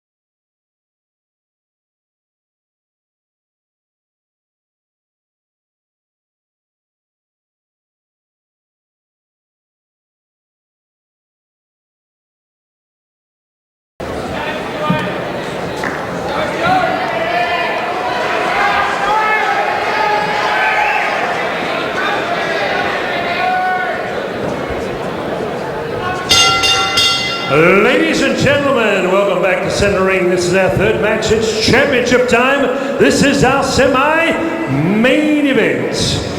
Friday Night Fever, Spring Fever, Melbourne Cup Carnival, Murray Thompson, Fighters Factory Promotions. Show number 18, welcome you to centre ring. 8 rounds of boxing for the Light Heavyweight Championship of Victoria. A return match from July 2000. The judges at ringside assigned for this bout 10-point must system per round. The loser of the round 9 points or less. Your judges, Anika Williams, Joe Mann, Andrew Campbell. Ringside physician, Dr. John Jury. Timekeeper at the bell, Damien Membry. Chairman of the Professional Boxing and Martial Arts Board, Bernard Barmer and team. Ladies and gentlemen, introducing first, on my right, occupying the red corner with his father, Irish Mick Murray. Ladies and gentlemen, he was a Victorian champion before he retired. He held this light heavyweight championship. Ladies and gentlemen, he has had 8 professional fights, 5 wins, 3 losses. Formerly Victorian light heavyweight champion from the mighty city of Geelong, Geelong West, with Kathy Zutt at ringside. South Pacific women's champion, scaling 77.80 kilograms, wearing the Cats colours of blue with a touch of white. Known now, ladies and gentlemen, as Machine Gun, Kevin Murray. And across the ring, in the blue corner, part of Fighters Factory, with Greg Grogan joining Murray Thompson at ringside at the Springvale City Hall. He's on a big roll, 5 big wins out of 5. Ladies and gentlemen, 9 fights, 6 wins, 3 losses, 4 big wins coming by way of knockout. 78.05 kilograms in the top 10 in World of Boxing and Fighter Magazine. Ladies and gentlemen, wearing purple with black, fondly known as the Kalorama Kid, would you welcome defending champion, Stuart Muller. 8 rounds of boxing. Malcolm Bullner to give referees instructions. Let's get it on, it's showtime. Welcome to centering, gentlemen. Good clean fight. Obey my instructions at all time. Remember, shake hands before you come out fighting for that last round. Shake hands now, go out. Good luck. Really looking forward to this one, gents. This is an old grudge match. 3 fights in the amateurs and the national titles. These boys, 2 wins to Kevin Murray, 2 Australian titles, 1 to Stewie Muller, and 1 win over Stewie Muller by Kevin Murray in their first pro fight for over 4 rounds. Kevin Murray retired for 18 months. Stewie hasn't lost a fight since. Well, Stuart Muller, he's a guy, as Howard Lee said, he's on a bit of a roll. But this Kevin Murray comes to fight too, so this is going to be an outstanding fight. Well, hopefully it looks like it now, but starting the procession of proceedings there was a right cross to the stomach there for Stuart Muller. Stuart Muller with a... He's got a box to win this fight, Stuart Muller. If he brawls, he falls straight into Kevin Murray's game. Muller's a champion, he's a black and purple pants. And the challenger, Kevin Murray, with the navy blue with white piping, the Geelong colours. Machine Gun Murray with the blue boxing boots as well. A lot riding on this fight for Stewie. He's got a guaranteed shot against Mark Bajiro, as he did when he beat Brad Reed, but he hurt his right hand in that fight, and Reed took his place in a losing fight against Mark Bajiro, while Stuart Muller had to sit on the sidelines. Speaking to him last night, he's very keen to get it on, and he really wants that title off Bajiro. Well, we're in the first round here of this championship fight, the Victorian light heavyweight title held by Stuart Muller, purple and black trunks, from the Fighters Factory with Murray Thompson in the corner. Lively opening for light heavies. Stuart Muller was dying to get his hands on that Mark Bajiro. I thought Brad Reed actually won that fight, but Barry Michael said it was changed camps. That was the Bajiro fight? Yep. I thought Reed had won it, but Barry Michael said I'm off my head.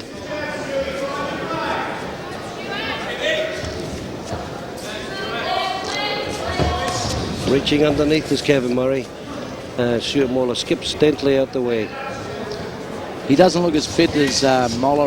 He's carrying a bit of weight around the midsection, but always has Kevin Murray. He's used to be a tubby as a boy, and that's as fit as I've seen him look. And don't worry about him going the distance. Stewie's got to keep moving, Stewie Muller. Good shots from Murray there. One left hook, rip underneath. Shot there from Moller, right in the rib cage. Good long right underneath the arm, left arm of Kevin Murray. Good left from Moller, just a half an inch away from the head of Murray. Missed there from Murray, covers up well. Yeah, Kevin Murray, speaking to him last night, he retired after his fight with Justin Nolan, in which he got stopped on cuts, but there was a lot of head clashes in that fight. I remember watching that fight with you commentating, I believe, Shocker, and there was some terrible head clashes there, and Nolan didn't get pulled up, and Kevin Murray was totally disgusted with the whole affair and decided to chuck it in after that. Yes, he did. But that's the end of the first round of this Victorian light heavyweight title by Stuart Muller. In the blue corner is the champion. And as we look at the red corner, Kevin Murray looking for a seat. Not much happened in the early round there, Brian, did it? I mean, it was sort of feeling out round, and a good feeling out round. And unlike the last fight, they went straight at it from the first bell. These guys are taking a long time to feel their way out. Yeah, while we're there, I'd just like to make mention on the 27th, 28th and 29th of November, the Victorian Amateur Boxing League, the host of the 2000, will host the 2002 national titles here in Springvale Town Hall. Box Hill Town Hall. Sorry, I beg your pardon, please. Box Hill Town Hall, I repeat, Box Hill Town Hall, in Whitehorse Road, Box Hill. As the Victorian Amateur Boxing League is staging the 2002 national titles. And that is over a period of 3 nights as we bring back the action live in round 2 of the scheduled 8 3-minute round Victorian super middleweight title, or light heavyweight title. Light heavy. Good shots from Murray. Murray's opened up here with a cracking pace here, Brian. Yeah, Murray throws his punches in 2s and 3s, and Stewie at the moment he's just throwing the 1 and 2. He's got to keep he's got to keep Kevin Murray at a distance there and use his reach. Good right hand from Moller. Yeah, just missed by just a glancing blow. Good comeback by Murray. Good left from Moller again. He's got a good long left lead. I'd like to see him double and triple that jab. Yeah. It's a nice right to the body and a left hook to the head from Moller. Yeah, just a little mention too that there's some kickboxing here at Springvale Town Hall on the 22nd of November.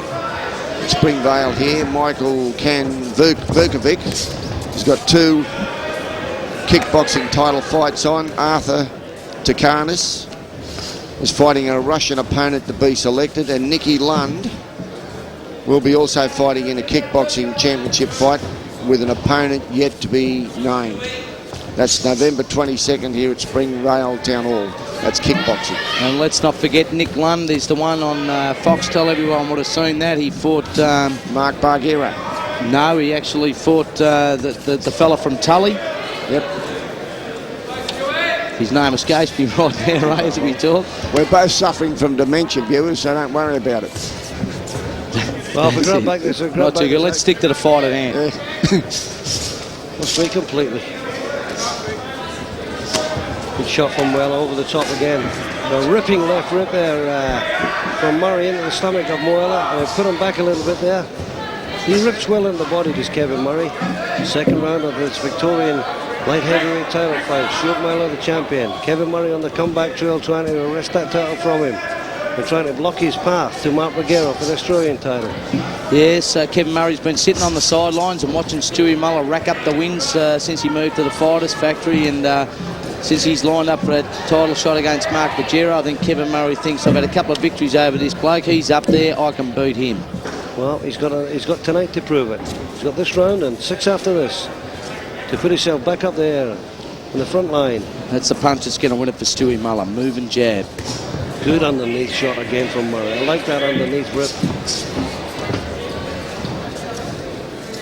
Concentration on Murray's face. Hasn't taken his eyes off Muller for 1 second. 3 great jabs there, all connecting. A good round for Kevin Murray. Good to take that round away from him. An even first round, as I called it, and Murray shading the second round.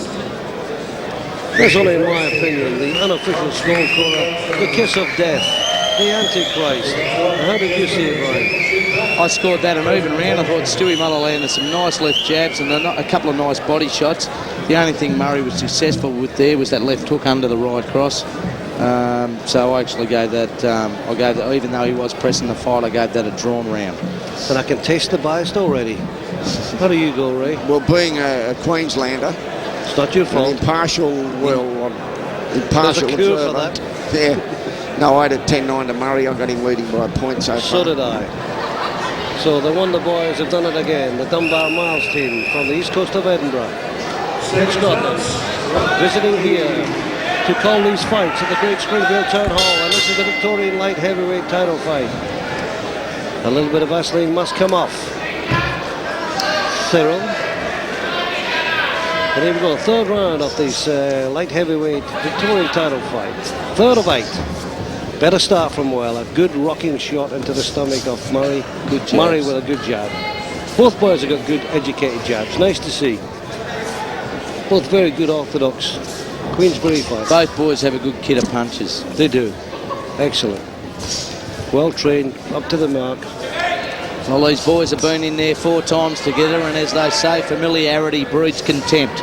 It does. If my mother-in-law's listening tonight, get out. Nice jabbing by Muller. Nice left hook by Muller. Nice left hook to the body by Kevin Murray. That's been his winning punch so He far. uses that well. Good Beautiful shot. rip to the body Yeah. by Muller. Yeah, he's steady with the right, then hit it underneath. Full weight. Reaching too far, but a good left as well from Murray. Moller in control. Very evasive for a big fella.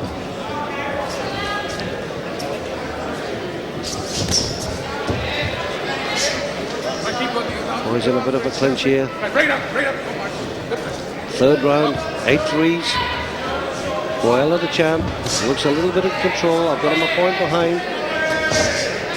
Good shot from Murray. Good putting under pressure. Good jab from Murray. Good shot underneath from You Moller. heard that one sink in. There was a good shot. And there's a underneath. red welt coming up on the left rib cage there of Kevin Murray. Missing with the overhand right, Moller, and the hook from Kevin Murray missing. Double jab landing from Stewie Muller. Good left hook. I think Just he might caught put him on on the a glove glove. though. Yeah, it did. Got him on a glove, but the intention was good. There certainly doesn't look to be any ring rust there from Kevin Murray. No. Oh, I'll tell you what, he means business. Scowling there as Moller skips out of the danger zone. Into the DMZ. Left rip. Clubbing punches. Caught with the inside the glove, actually. Moller strikes back with a low right cross. Good left from Moller. Couple of nice jabs from Moller. Yeah. Clubbing Good right left hand missing. Good left hooks from Kevin Murray. All tied up. Famous name that in the world of VFL football. Kevin Murray, a former Brownlow medalist with the great Fitzroy Football Club. Now the Brisbane Bears. Good Lions. left hook to the body Lions. again.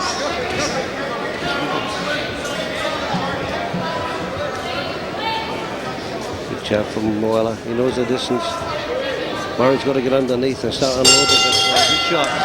Good overhand right from Kevin Good Murray. overhand right there. I would call that one pretty even there. I don't know about you fellas, but both boys seem to do the same amount of punching. Brian, how do you see it going so far? Are you surprised that Moyer's not in control more? I actually gave that round to Stewie Muller. I just thought the jab was more prominent. I was scoring the double jabbing. He was doing it, landing a couple of nice right hands. He made Kevin Murray miss a lot more in that round. Yeah, he did. He caught him lunging with his punches and countered a couple of times. Although it was close, I gave it to Kevin Murray. I just thought he scored the more punches. Ray? To Stewart, sorry. Yeah, I think so. There's not much in the fight overall. It's a very close fight. Murray Thompson seems to be in the blue corner, as we look on screen now, seems to be giving Stewart a little bit of a, come on, breathe in, let's get started. He wants him to do more. I mean, if we're going to fight for the Australian title, we should be doing a little bit more here. But if he's trained up, maybe he's ready to cut loose here in the 4th round. 4 rounds of scheduled 8 3-minute rounds for the Victorian light heavyweight title. Stuart Muller in the black and purple pants He's a champion. Kevin Murray on the comeback trail, trying to get that title and maybe get an Australian title on the back of that. Double prize for Kevin Murray. Nice evasive move there by Moller. I think he's improved out of sight, Stuart Muller. There's that left hook again underneath. That's going to start taking its toll midway through this fight. Good and searching right. Underneath goes Murray. Back in again. Oh, good uppercut there. Get him rid of him. Yep. Never wasted a chance.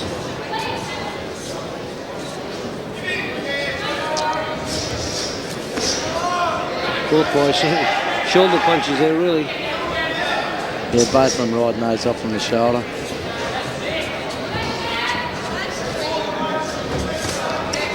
I think Stuart Muller's going to put more than 1 or 2 shots together. He's going to start throwing them in 3s and 4s. Otherwise, Kevin Murray's going to just keep walking up on him. Oh, good right. Best punch of the fight. Good shot. Good shot from Moller, the champ. Oh, nice work. Uppercut on the left hook. Yeah. Reply by Murray. He's dogged in his return. Good shots there from Moller. He's improved. He's improved, this fella. Good left. Good 3 left jabs there.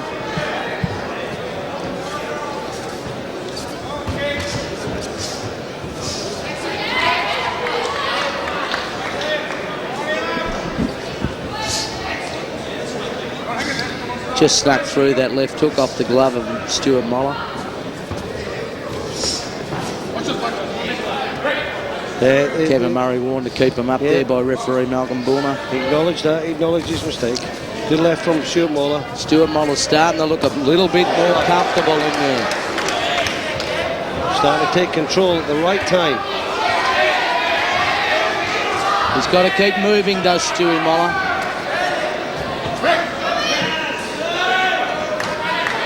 In close is the way they've fought their 4 fights before, the 3 in the amateurs and 1 at pro. It was all toe-to-toe. Stuart Muller realised if he's got to beat Kevin Murray, he's got to keep moving and jabbing. Oh, big right hand from Kevin Murray. Right on the button. Good right cross. It stopped Muller in his tracks, but he comes back with a right cross, left rip combination. He's back in tune.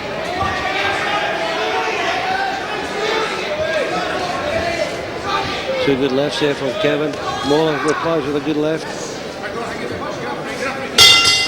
Yeah, punch of the fight, that one right on the button there. Those 2 good. I mean, both boys landed 2 great right hands in that stanza. Well, I thought Stewie Muller was starting to stamp a bit of authority in that round until that right hand came, so... I still think he done enough, though, in the early part of the round. I do. I give that round to Stewie Muller. How do you see them at the moment, Brian? Well, I've got... well, you got the way you got him in front of you. 2 rounds in front. I've got him one round in front, Stewie Muller. I've got 2 rounds drawn. I've got the first round of Stewie Muller and the last round, and the 2 in between, I've got those drawn. The third and the fourth. So you got 2 points in front of Muller. 1 point. 1 point. No, sorry, 2 points. Yeah. 2 points. Stand corrected.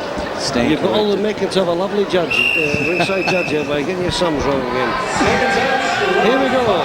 Round 5, scheduled 8.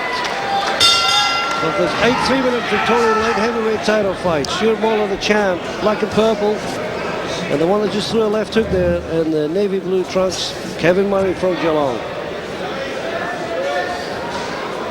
He's got good moves, Kevin Murray. I'd like to see him a little bit better conditioning, and I think he can take on some of the good light heavies. He told me last night he wants to get down to super middleweight, so from light heavy. But this is about the lightest he's been for 3 years.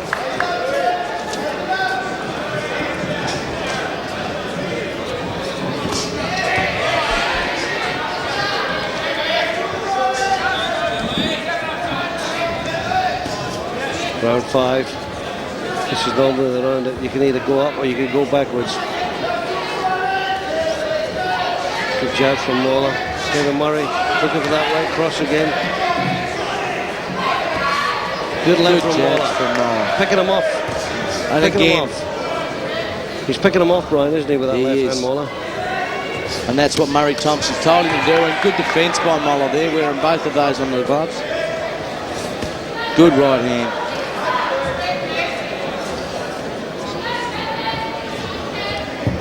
Well, he told me last night at the Fighters Factory at the weigh-in that if he boxes, he'll win. If he brawls, he'll lose.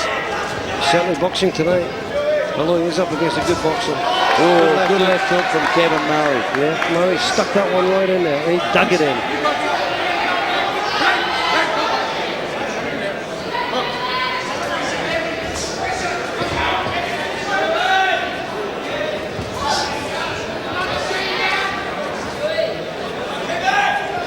Oh, good left rip.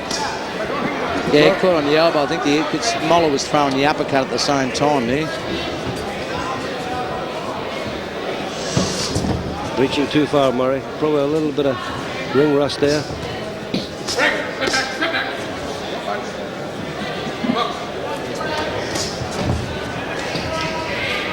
Tell us a little bit, Ray, about Stream Vision while we're watching the fight briefly. Just tell us about the new innovation for fight fans. Yeah, Stream Vision is where we film the fight and it goes through internet. You receive it live on internet and with an RCA cable goes from behind your computer to your television set. And we're 30 minutes behind real live time. That's how it is for hotels and clubs all over Australia. It's being offered. Fantastic. Another avenue for fight. And that's great. And that gives people the opportunity to watch the best boxing in Australia. Yeah, from any city, whether it's in Melbourne, Brisbane, Sydney. Kevin Murray's trying to make a fight out of this. He's trying to tie Stuart Muller up and work on the inside. And a bit fatigued. Well, Moller seems to be pulling away here, doesn't he? And this would be a good fight for Stream Vision. Yes, it is a good fight. All the fights have been good tonight. Murray Thompson from the Fighters Factory has done an outstanding job. He always puts on good fights. He's a young man who's carrying Victorian boxing on his shoulders. Well, it's great to see it. He certainly is. He's a one-man pioneer. Although there's other promoters going, but Murray seems to be regular, and he's all the time with fights for the normal fight fan, and takes the fights to the suburbs, whether it be Knox in the east, or the southeast here in Springvale, or even Box Hill, which is dead centre of Melbourne geographically. That's what it is, with the Box Hill Park there. Which are looking forward to the Australian Amateur Boxing League Championships, which Ray mentioned will be on there on the 27th, 28th and 29th of November. The Victorian Amateur Boxing League will host their 2002 national title, so don't forget, come along and support them. Remember, your amateurs that start end up mostly your professionals. They've got to start somewhere. It's only $10 a ticket. For children and seniors, adults $20.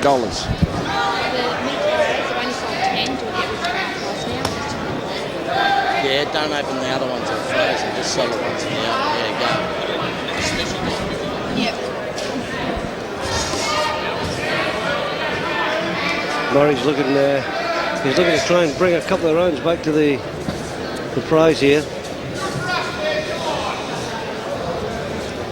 Oh, I think that would have took Murray's head off there. He gestured that he was going to do an uppercut there.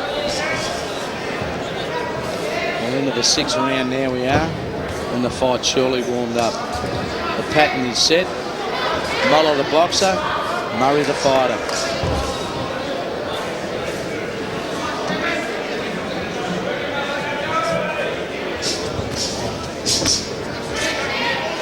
For Stuart Muller to win this, as he spoke to me last night, it'll be as satisfying for him as winning an Australian title. Having to lose 3 close fights against Kevin Murray, twice in the National Amateur Championships, and also in his first pro fight, he's really keen to make amends and wants that title shot against Pajero.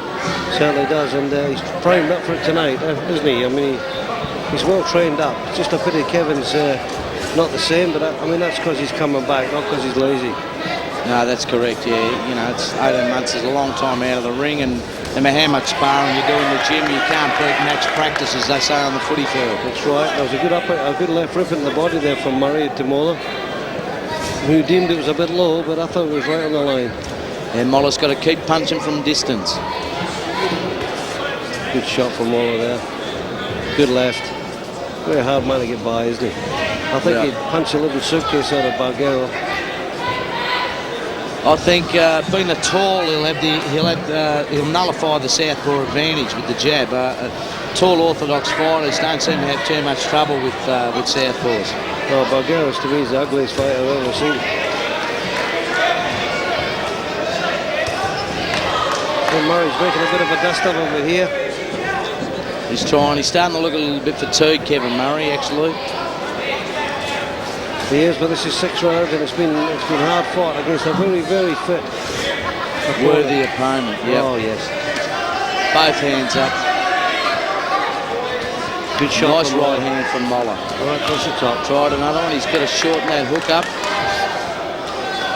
I like to see Kevin Murray work with that right uppercut and the hook inside and then come back downstairs with that left hook. He's been successful with that earlier, and I think he should go back to that. Yeah, good finish here to the round there from Stuart Muller. The end of the 6th round, Brian, and it's always a hard one to judge here because both boys stuck up the task well. But at the moment, I think you would probably have Muller not losing a round. The worst he's done is draw. So I think you'd have him like 3 points or 4 points in front of Muller. I have him 3 rounds ahead, 3 points ahead after the 6 rounds. I'll give it 2 rounds even, and there we go, 2 rounds even, 4 rounds tomorrow. I have Moller 4 points up. And I think Kevin Murray, Ray's got a fair bit to do in this fight if he's going to try and arrest it back, because he's not going to get any fresher. No, I think Moller seems to be the fitter of the two fighters. His movements are quicker. He's got a good height reach advantage too on him. So. Do you think that'll be an advantage in his fight with Vajiro, Ray? No.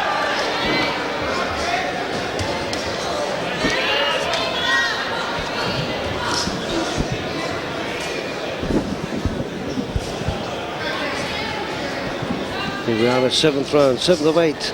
The Victorian light heavyweight title fight. Moller, he's in control here. He's controlling the masses here. Murray's making a game of it, though. I mean, that's one thing he is doing.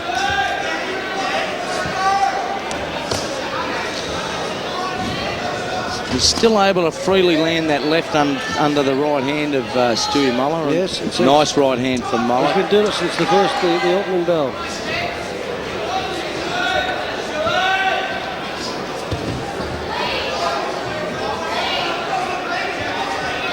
Left hook taken on the gloves by Kevin Murray.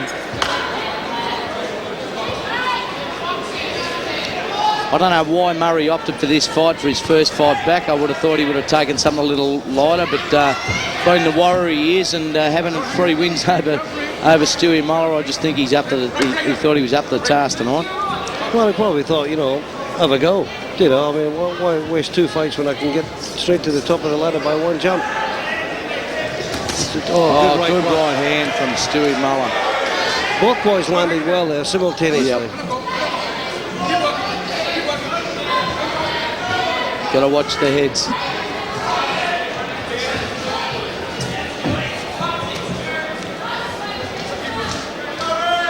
Stuart Muller tends to shoot that jab from the hip. Yeah. And I think Kevin Murray's right onto that. I think if he kept his left hand a little bit higher and maybe jabbed over the top of Kevin Murray's right hand, he might have a bit more success as well. He might get a good overhand right hand if he tried hard enough.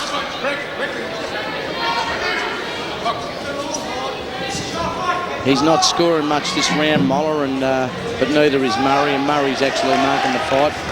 Nice left hook from Moller. Yeah, Moller, good left. He's quite out of distance now, Kevin, isn't he? I mean, that's just a... Yeah, that's where he wants to be, right there. He's got to be right up that front foot in between Moller's legs, and he's got to work to the body and then bring him up to the head.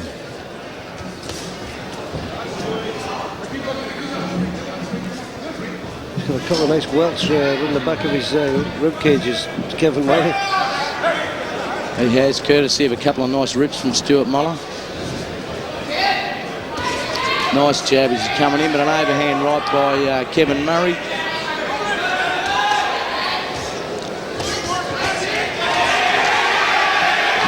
He knows he's got the work to do. Kevin Murray's trying to turn it up here.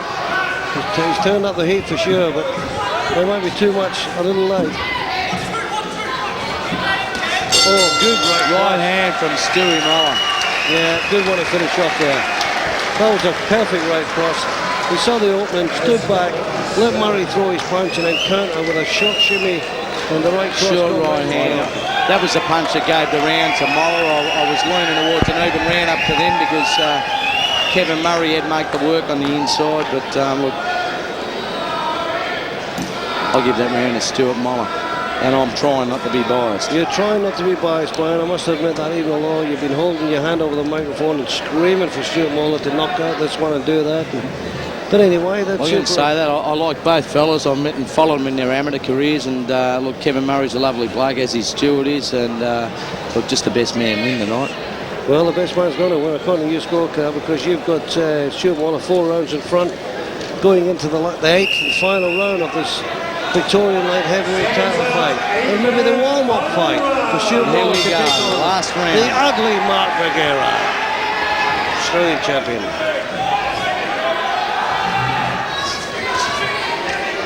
To his credit, Mark Bajero, after getting a spanker from Anthony Muldoon, did come back and win his former title back.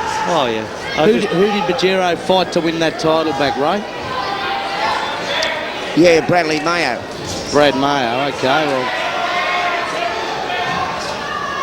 Bradley's watching tonight while he's looking after the boys in the Darwin prison. Yeah, no, he's actually down at Townsville. Was doing a bit of training with Gonzo Hooper and Brad Reed. Good fellas, I like Brad Reed. Oh, Moller's open right up here. Oh, a couple of big right hands from Moller. Murray's fighting for it here.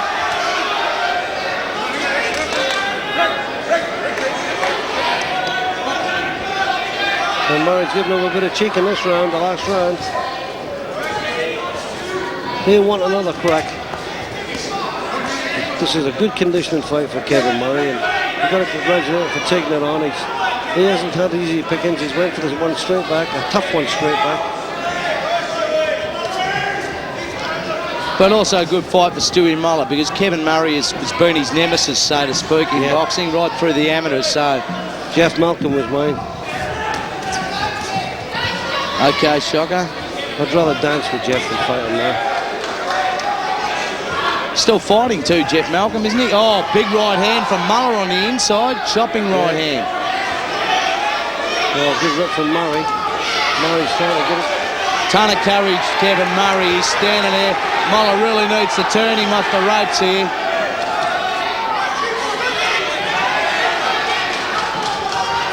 Oh, 3 stiff jabs from Kevin. He's showing him who's in charge now, I think, Stuart Muller. Yeah. My turn tonight, he says. He's improved out of sight, Stuart Muller. I'm so surprised. I'm not surprised, but so delighted for his team in his corner.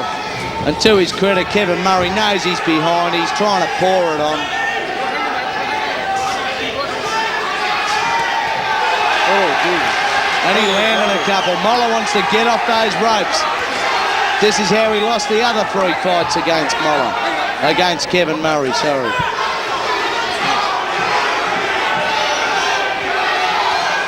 And the crowd willing Kevin Murray on here. He's showing a ton of courage, trying to pour it on. And Muller ties him up as referee Malcolm Baller in the greens right above us here on the commentary table. Oh, left hook just missing the chin. There's some big bombs going in now, folks. Well, a stagger there. He staggered Moller, and Moller went for the grip straight away.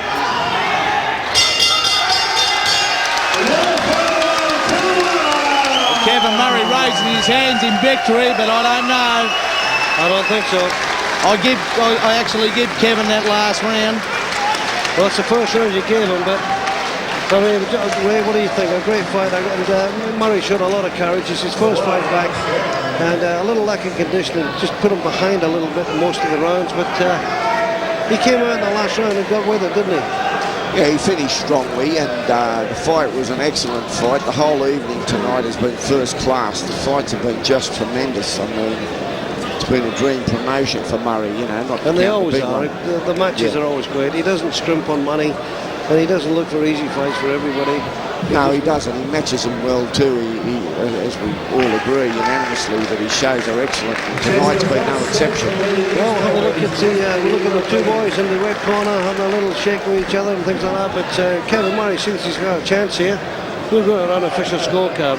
We'll compare Brian Butler with the Loggerhead people. Brian, what's I've got it 3 rounds, 3 points ahead for Stuart Muller. Give us your score. You've got Stuart Muller, how many points? 79, 76 for... 79 and 76. Well, when Leo Reanosa gets the official scorecards back and they're all tallied up, we will see how Brian, the ace, Butler, scored the fight.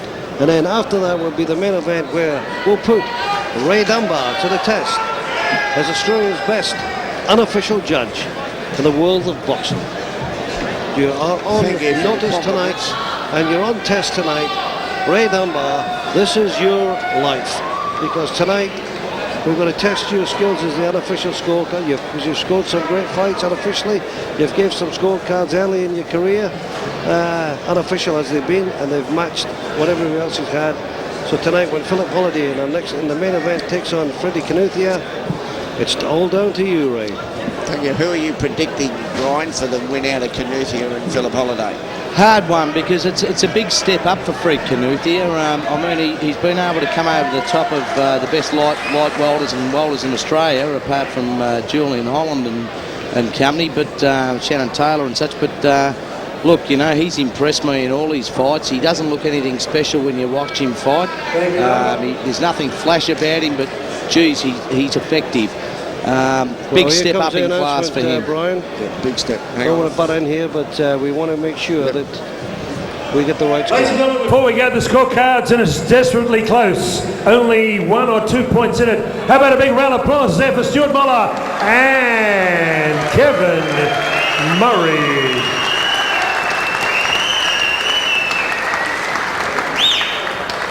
Ladies and gentlemen, Judge Andrew Campbell gave it 77-75 Stuart Muller. Judge Joe Mann went the other way. Same scorecard, 77-75 Kevin Murray. The final card will determine the destiny of this championship match. Judge Anika Williams gave it 76-76. Therefore, a draw, returning his championship. That is a very popular decision, to say the least, for a great fight. So, okay, still the champ, Stuart Muller.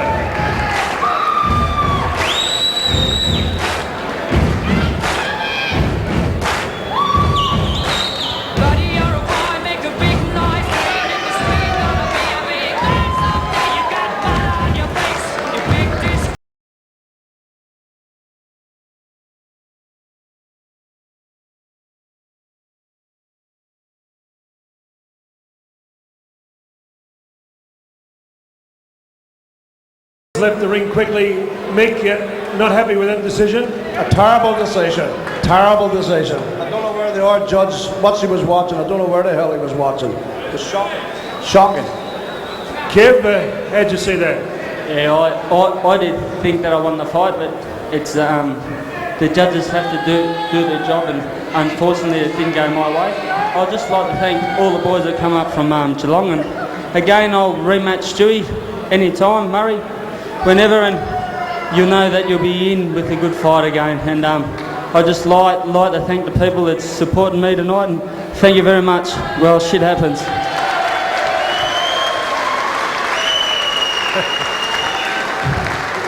Stuart, you didn't win, you didn't lose, you retained your championship by draw. I'm sure that's not the way you would have liked it. No, I personally didn't know which way the decision was going to go. Surprised me how ungracious Mick is as a loser, but there you go. I'd like to thank Murray in my corner, Frank Urban, and just all the guys that have come down to support me, and Kev as well, mate. Kev's a good guy. Stuart Muller.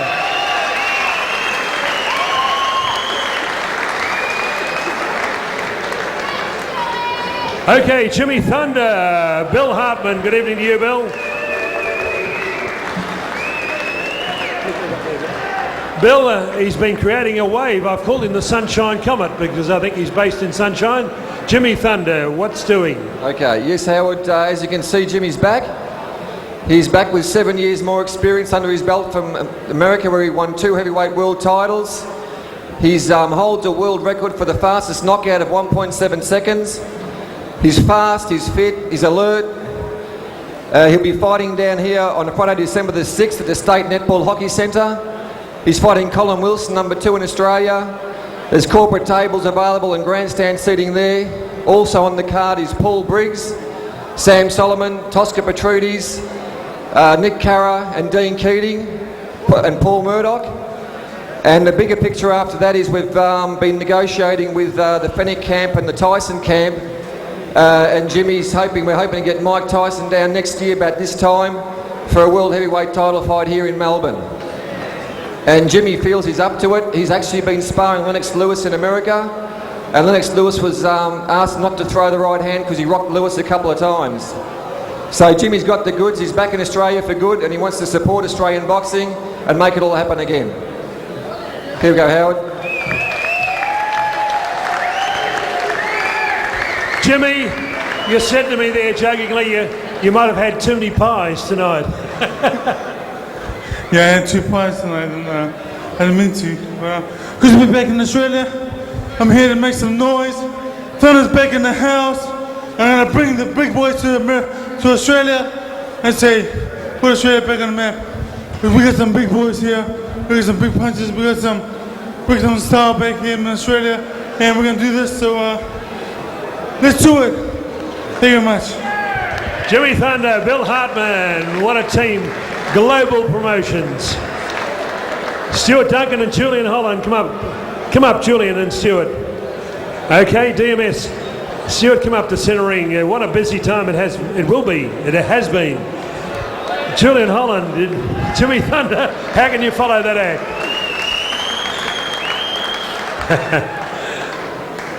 Okay, tell us what you've been doing. You've been in America recently, Julian? Didn't end up going there, but I've been training pretty hard. I'm back on the 29th of November, Friday night. Can't wait. We're at Festival Hall, back at the House of Stoush, and it's going to be pretty exciting. I'm looking forward to it. I'd like to see everyone out there and support me. Okay, Julian Holland, the glamour with the hammer.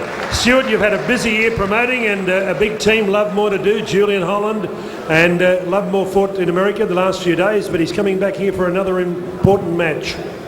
Yeah, he is. He's fighting a Thai champ at the junior welterweight class for the IBF junior welterweight title, and with a bit of luck he'll come across the line. He's had a hard time with his last fight, but I think he's still got a lot to offer. Julian Holland. Oh, sorry, sir. He got robbed. We was robbed. He was robbed, but it's very hard when you go overseas and fight. You've got to come back with a knockout win, and let's just hope he comes across the line at the end of the month. Good, Stuart. Good luck to you and all your team, Stuart Duncan and Julian Holland. Come on, a big round of applause for the guys.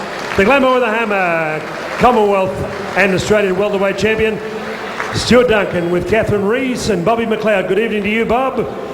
Would you put your hands together for our lovely ladies, the body ripped girls.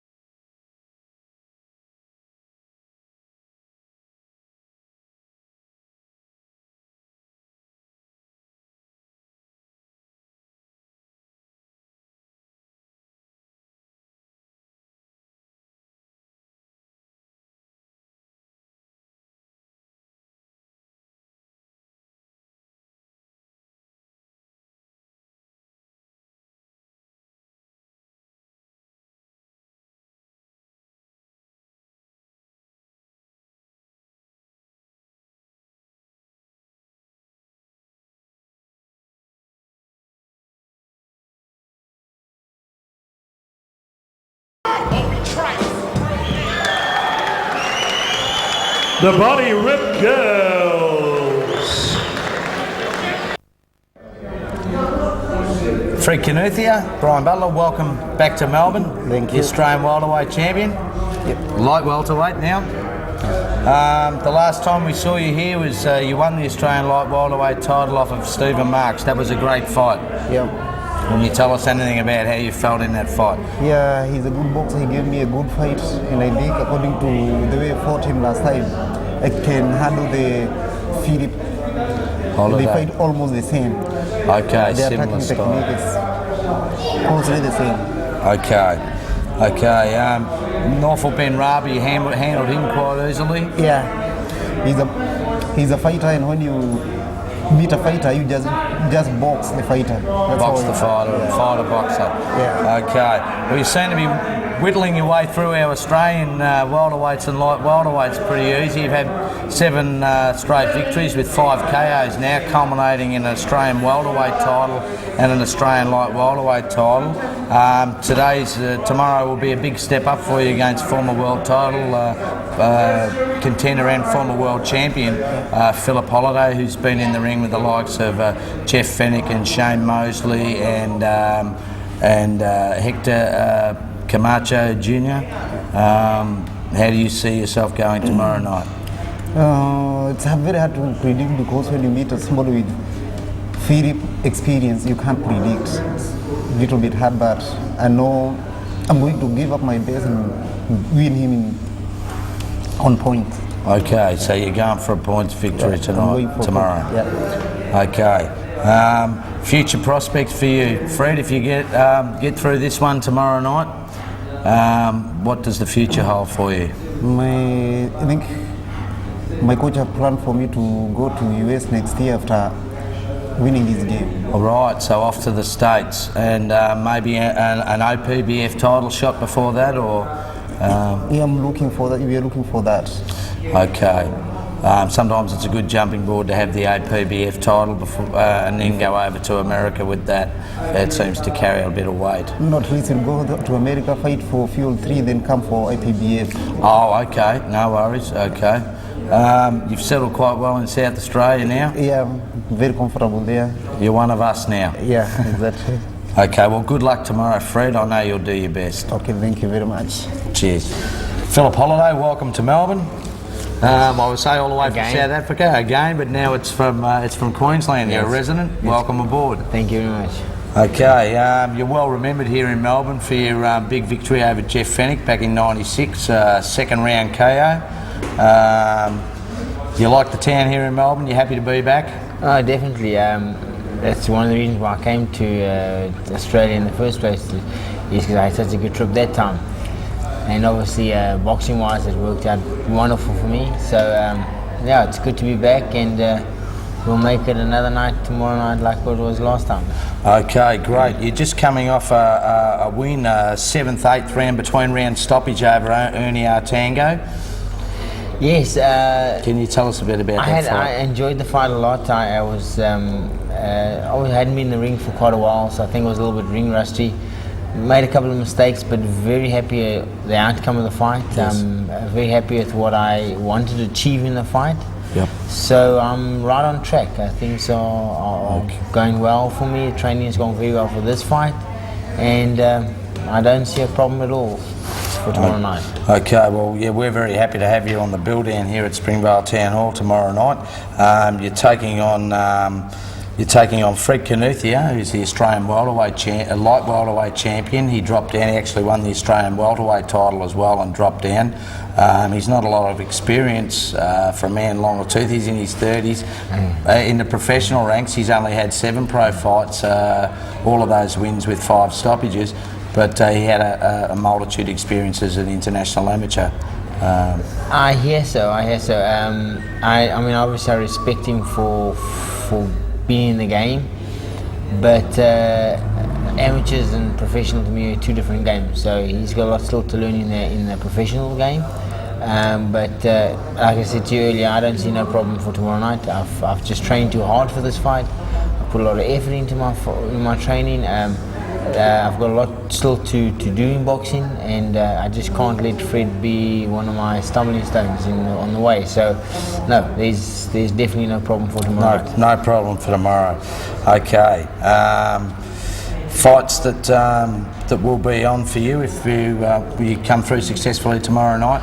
I haven't really discussed past this fight. I like to take one fight at a time. So tomorrow night's the fight. It won't be a problem. But obviously, I'm looking to fight for a world title as soon as possible. I must be honest. Aukuso would be the man I'd like to sort of eventually meet in the ring. But I'll take one fight at a time and get there. Like I got Fred tomorrow night. Once I've done with him, I'll look to the next fight. But obviously, I want to get to the world title as quick as possible from where I've come. I've won the world title. I know what I've got to do, the amount of effort that's involved in it. So I know I can get there and so get you as soon do as what you possible. want to make sure you step up with where each fight. Yeah, that's for sure. Every single fight's got to be a stepping stone, but if possible, big stepping stones. Yeah, for sure. So you mentioned Aukuso. You'd be happy to campaign in the light welterweight division? That's correct. And I haven't fought for a long time, so that's why obviously you don't fight, your weight creeps up a little bit. My first fight I fought at 67. This fight was 65, and I'm coming just over 64. So the weight's coming down nicely. I'm feeling strong, and so one or two more fights definitely junior welterweight. Great. Well, I myself, and I think I speak for all boxing fans in Melbourne, we're really looking forward to seeing you getting on with Fred tomorrow, and love to see you fight again as well too. And once again, welcome back, and I hope you enjoy your stay. Oh, I definitely will. Thank you very much for having me. Cheers. Have a good evening.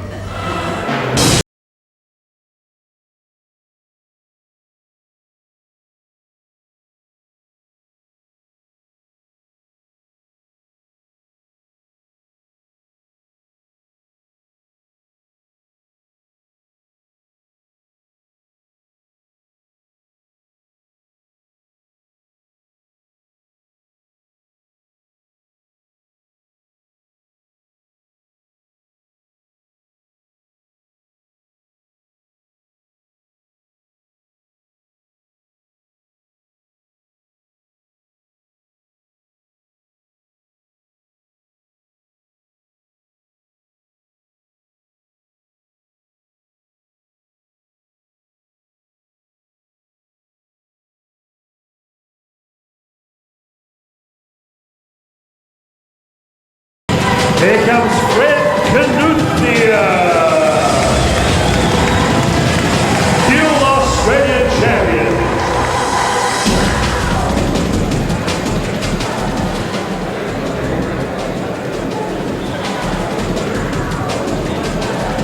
In the centre ring at the moment, we have Freddie Kinuthia with his trainer Austin Taylor on screen now, your picture. And in a moment, Phillip Holiday will make his entry to the ring. This fight is a very anticipated fight and could turn out to be the fight of the decade, at least on paper.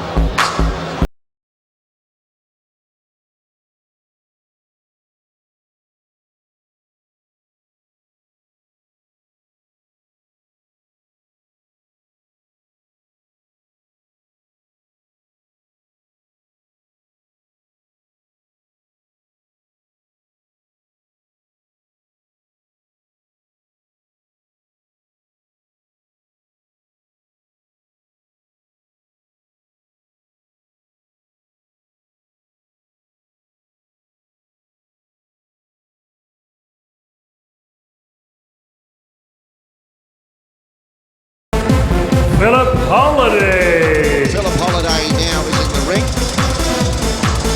wearing the barber pole stripe shorts and the white covering with his trainer Bernie McFadden.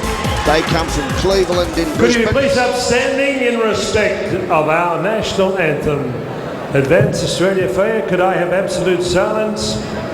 Ms. Ellie Pryor, part of Fitness Factory, 18 years of age, from Burwood, our entertainment to sing the national anthem. Please be upstanding. Ladies and gentlemen, Miss Ellie Pryor. Australian kings, oh let us rejoice, for we are young and free, with golden soil and wealth for toil. Our home is girt by sea, our land abounds in nature's gifts of beauty rich and rare. In history's page let every stage advance Australia fair. In joyful strains and let us sing advance Australia fair.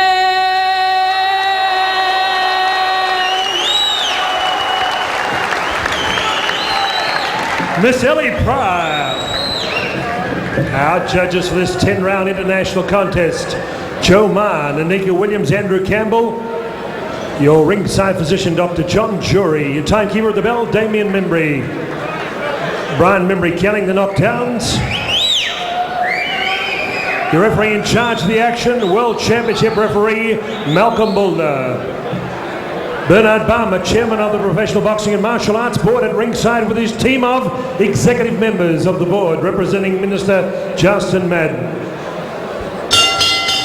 Ladies and gentlemen, Murray Thompson Fighters Factory welcomes you to the Springvale City Hall on this Friday night, November 8, 2002. It's time for our main event of the evening. 10 rounds of truly international boxing.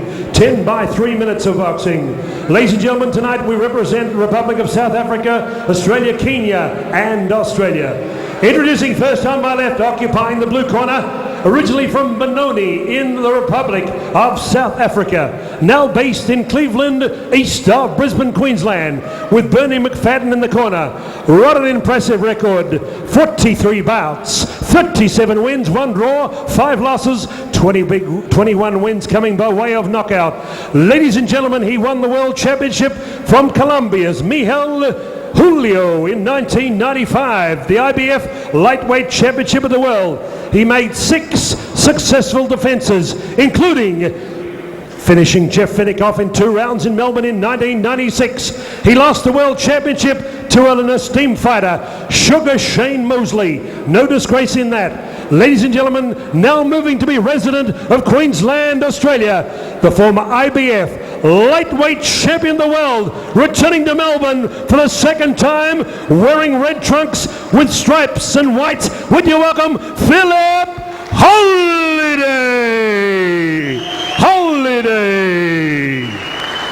And across the ring on my right, with Austin Taylor. He's part of the great African Kings from St Agnes Lodge in Adelaide, South Australia. He represented his native country of Kenya at the 2000 Olympics in Sydney town.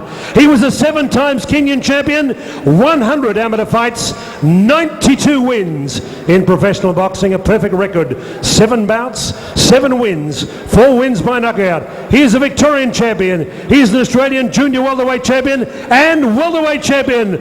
Ladies and gentlemen, wearing black trunks with white, almost Collingwood Magpie colours, with Austin Taylor from Para Hills, South Australia, reigning Aussie champion. Would you welcome Firebrand Fred Kinuthia. The weight, Phillip Holiday, 64.20 kilograms. The weight of Fred Kinuthia, 64.40 kilograms. Your man in charge of this international match, World Championship referee, Mr. Malcolm Mulder. Well, what a great atmosphere here in Melbourne at the Springvale Town Hall. Murray Thompson Promotions here tonight for staging this international fight from out of Africa, from Kenya. Freddie Kinuthia, the reigning Australian junior welterweight champion in your black trunks, with his trainer Austin Taylor, residing in Adelaide. And in the blue corner, the former IBF lightweight champion wearing the barber pole stripes, Phillip Holiday. Now this bout is scheduled for 10 3-minute rounds as we open the first round. with Holiday on the attack. Referee Malcolm Bullner. A great crowd here tonight at the Springvale Town Hall and a tremendous atmosphere. We've had great fights all night. The betting in Melbourne for this fight has been even money. And a good crowd here tonight. In Springvale, we've got 2 out-of-towners. As Holiday goes with the right and the left of the body.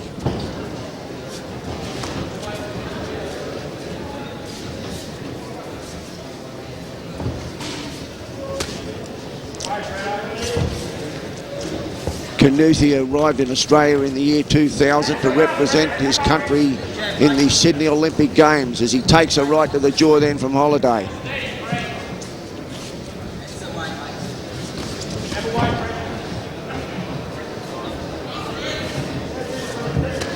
The right from Kinuthia. Holiday back with the left.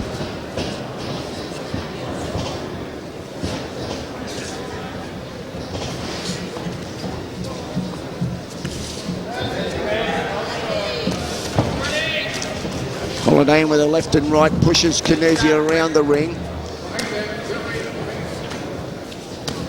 Holiday going with rights to the body.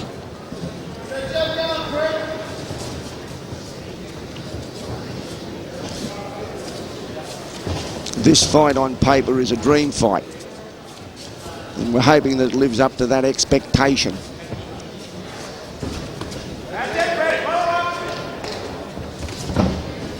There doesn't appear to be a favourite here tonight because they're both foreign born and both live outside of Melbourne.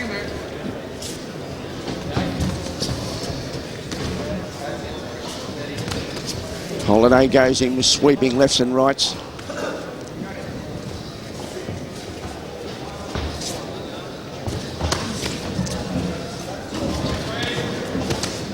A few low punches there.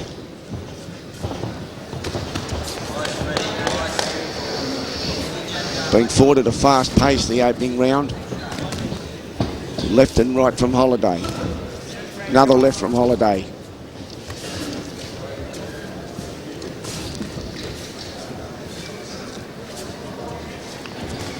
An overhand right from Holiday, finds the mark.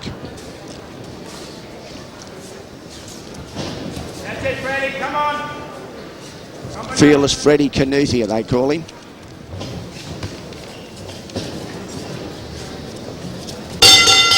There goes the bell to end round 1. I scored the opening round 10-9 to Holiday in the first round. Not a lot in it, but he outlanded with the punches. And now the round girl. You can see a shot there in the corner there of Bernie McFadden being assisted, and of course Phillip Holiday. Bernie McFadden from Global Amateur Boxing is the president and one of Australia's leading boxing trainers. Was the trainer of John McGarvey, the beast that fought a massive struggle with marvellous Marvin Hagler. Bernie McFadden was his trainer. Now he's got a second champion in Phillip Holiday.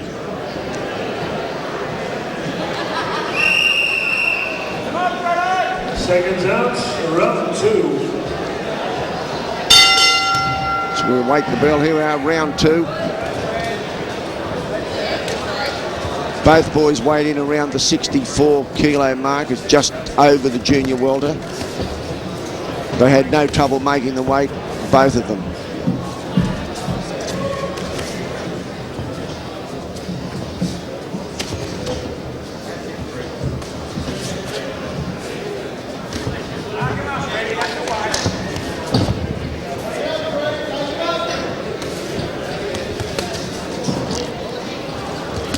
Holiday going to the body with the left.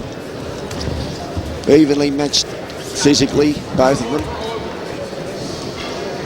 Phillip Holiday in his 43 fights has never been stopped. He lost his title to Sugar Shane Mosley over 12 rounds on points. And that is a master degree in anyone's language.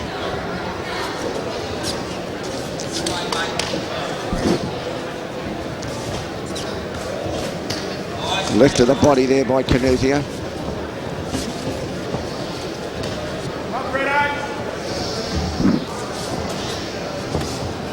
Good right to the head from Holiday.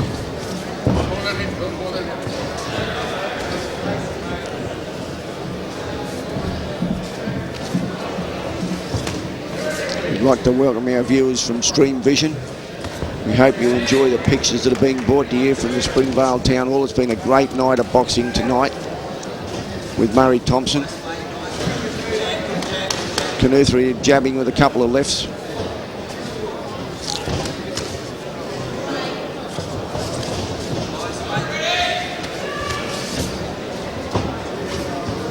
Kinuthia, of course, is undefeated in his record. He captured the Australian welterweight title here in Melbourne.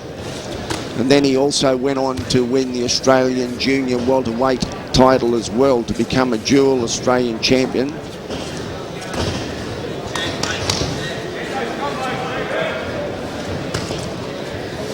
Holiday won the IBF lightweight championship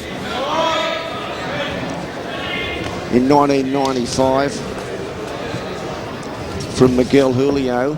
He defended it in Melbourne against Jeff Fennick the following year with a 2-round knockout.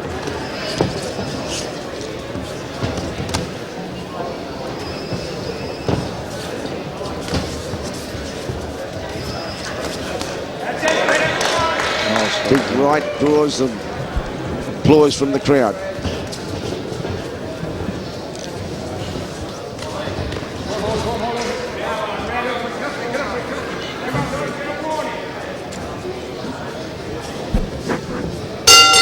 There's the bell for round 2. I counted that one even, 10 points each.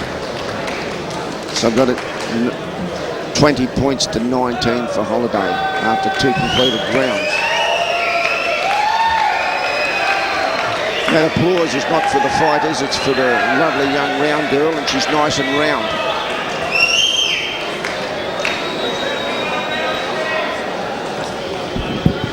Picture there again with Bernie McFadden and the chap with the aerodynamic hairstyle assisting.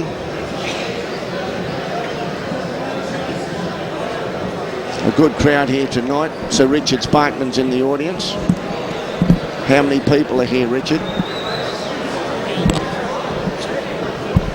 700 to 800 people here at Springvale. It's a good crowd for Murray Thompson from the Fighters Factory, the leading Victorian boxing promoter. He carries Victorian boxing on his shoulders single-handedly. As we're in round 3 now.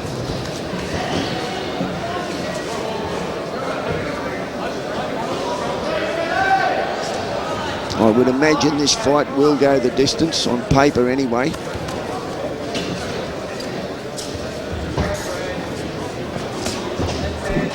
Jamie Myers promoting on December 6th, the Southport RSL. He's got the Australian title fight on with Jamie Wallace, defending it against Simon Patterson.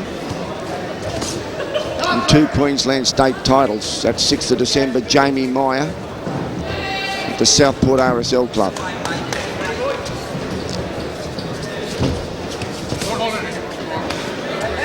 Right back there from Kinuthia.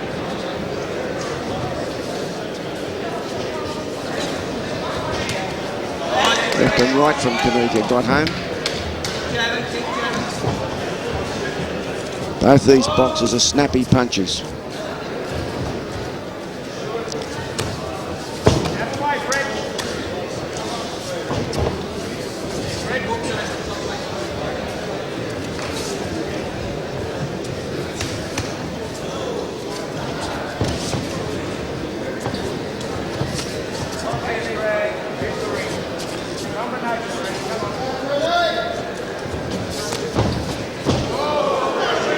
Kinuthia goes for a little spin there. I think he slipped and lost footing.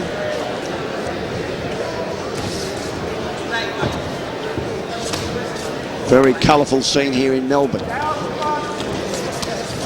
It's Holiday on the attack.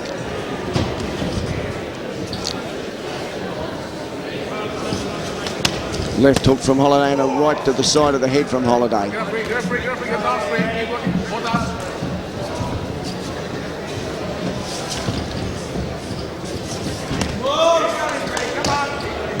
Left of the body there by Holiday, a scoring punch.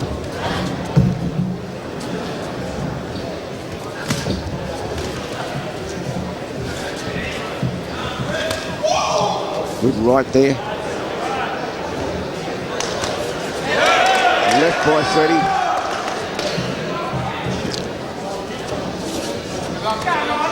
Seems to be a bunch of supporters in the audience cheering for Kinuthia.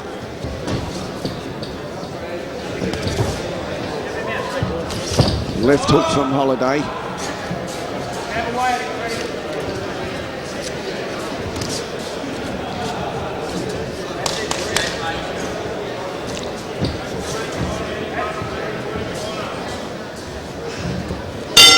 The bell ends for round 3.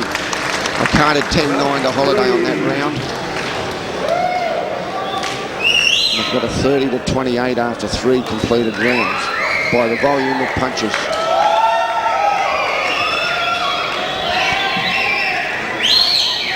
Murray Thompson, I'm not sure when his next show's on. Brian Butler, do you know when Murray Thompson's next promotion's on? No, but Murray actually next year, early next year, in probably in January or February. What he hopes to do, Murray's run 10 shows next year out of either Box Hill Town Hall or Springvale Town Hall. Right. So it's got 10 shows penciled in, or just about one a month, actually. That's terrific. That's really good. If we had a program here at the moment, we'd be able to advise you on it, but it's a Christmas break coming up next month and he may not have time to be prepared. But his shows are excellent.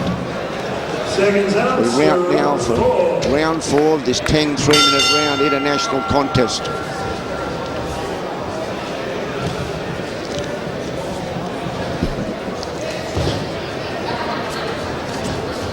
Just might mention a big thing that's caused a problem from promoters in the last 12 months, which is the introduction of the public liability insurance, which is a big cost for promoters. Yep, it is. It's a problem.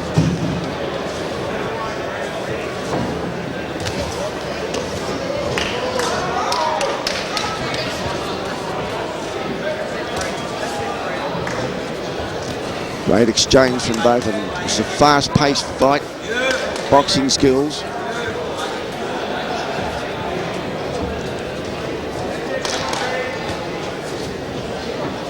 Phillip Holiday from his native South Africa has fought all over the world. He's a world credentialed fighter and has been in with the best of them. And a right uppercut and another right rip to the body. Finds the mark. Holiday lets a left and right go.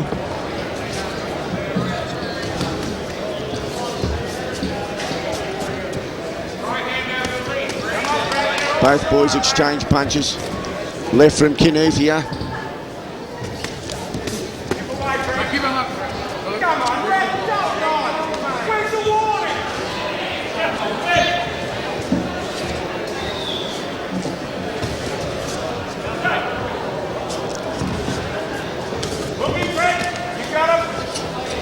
Both these boys are extremely fit and extremely tough. Holiday reminds me, he is reminiscent of Frank the Tank Ropus, who thrilled the boxing crowds in the late 70s and early 80s, was our Australian welterweight champion. He's reminiscent of him.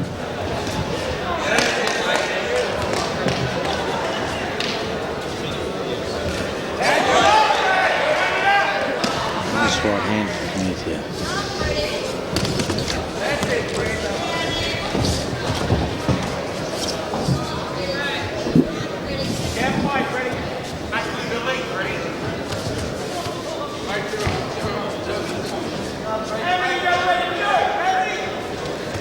Kinuthia throws them left and right, but it doesn't find the mark.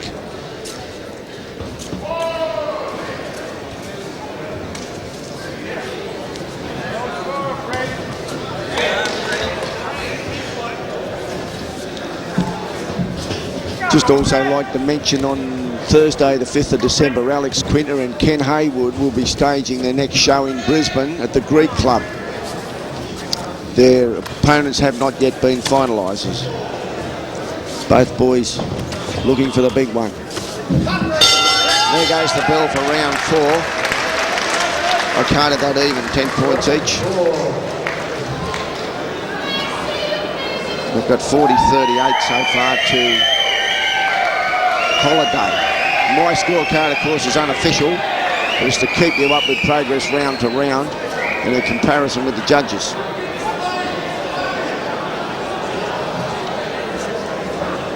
What other fights are in Victoria, Shocker, coming up between now and Christmas that you want to mention? Well, we've got Jimmy Thunder. He's fighting at the State Hockey Centre on December the 6th.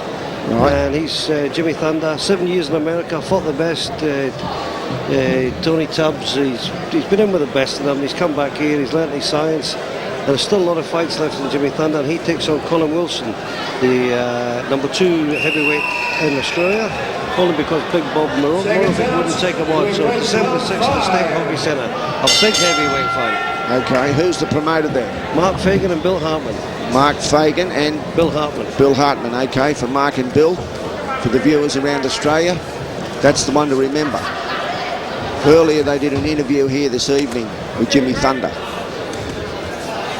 As we now move into round 5 of the scheduled 10 3-minute round bout.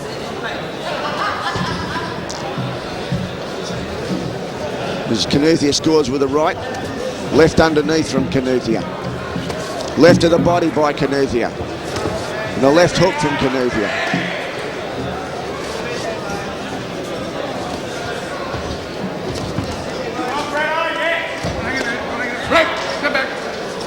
Step back.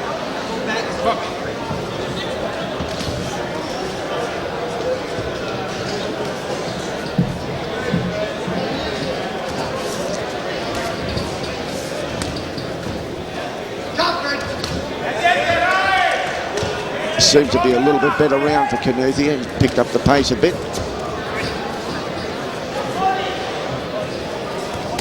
Overhand right from Holiday. Finds the mark. Left from Holiday. Pushes Kinuthia back.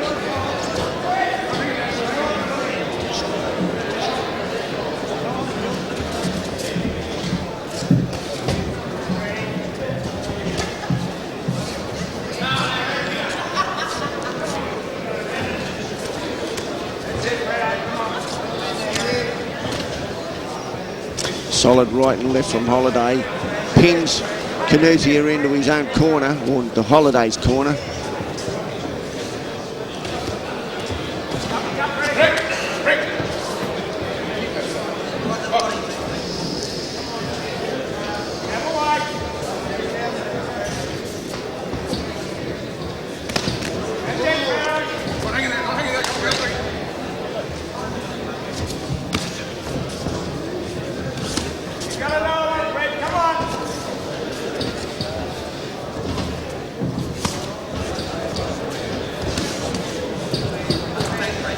Great boxing skill match, this one.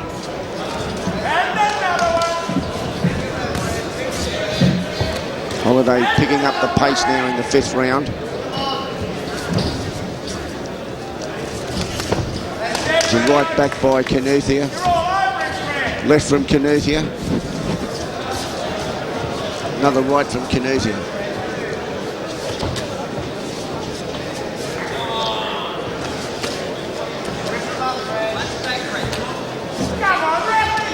Left hook from, that was a southern cut on the eye. Yeah, there's blood. From a left hook. Billings from round 5. We gave that a pretty even round 10 each.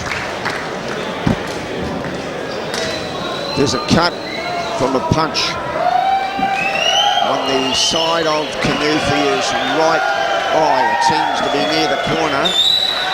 Our cameraman, if he could move over there, get a bit of a look at it. Austin Taylor is attending to it. It seems a fairly sharp cut. It was a punch.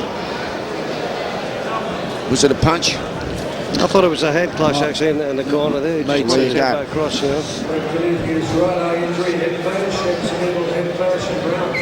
Yeah, they've just announced it was a head clash. It's just, I'm talking to Phillip Holiday yesterday. He said his aim was to fight across the zoo, and I just think he's a little off the mark at the moment. But a few fights there in the track once he gets rid of that rust. We now come into round 6.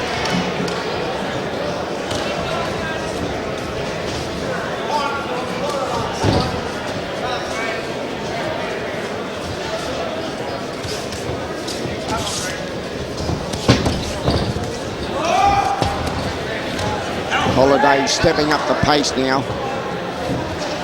Kinuthia fighting back. He catches Holiday with a left.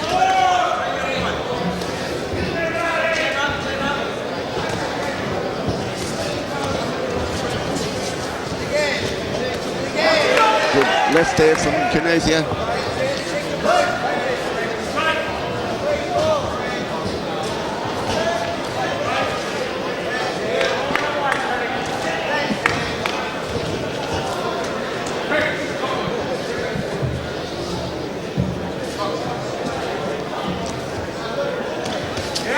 Left and right from Kinuthia.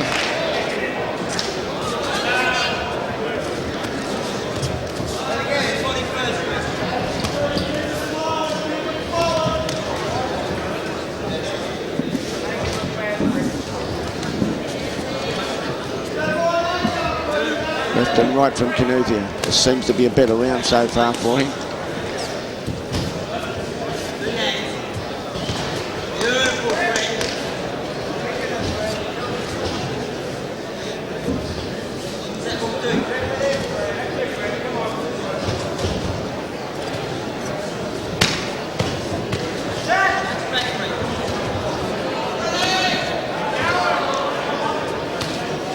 Holiday leaning, solid body punches here.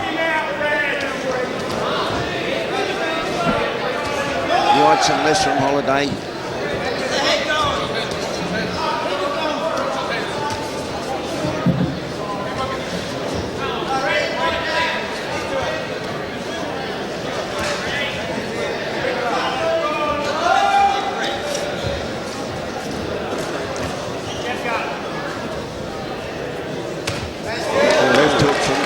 That was a good scoring punch. He slipped over there. That wasn't a knockdown. Bit of water in the corner there. Slipped on that. Now they're wiping it up.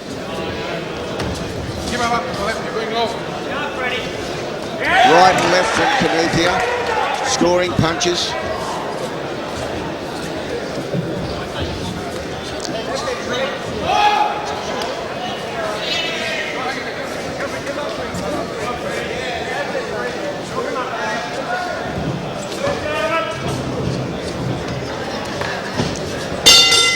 Well, for round 6, I scored that round at Kinuthia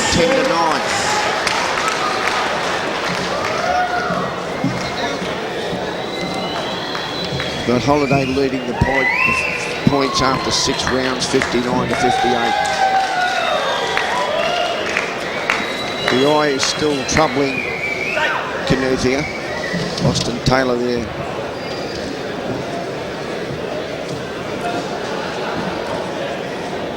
Taylor, a very successful young trainer from Adelaide, has had 3 Australian champions, and there appears to be a cut. Phillip Holiday's, I just can't quite see from this angle. Little nick on the right eyebrow, I think, right? Right, so both of them have cuts. Seconds out. Up to round 7.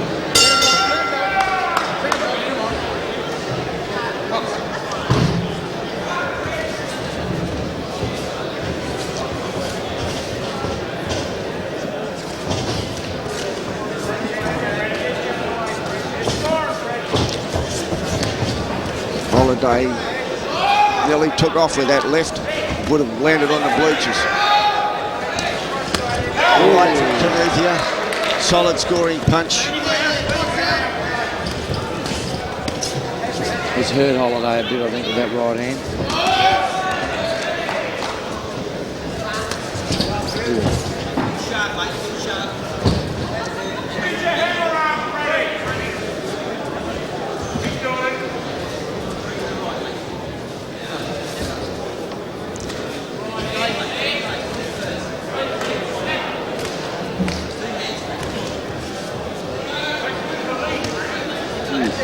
Overhand right landed.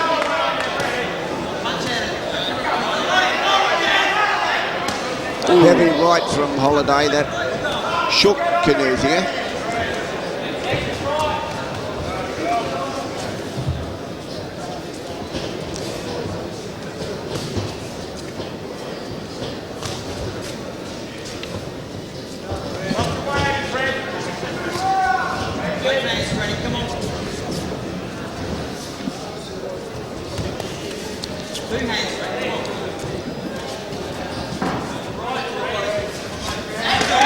Left, right from Kinuthia.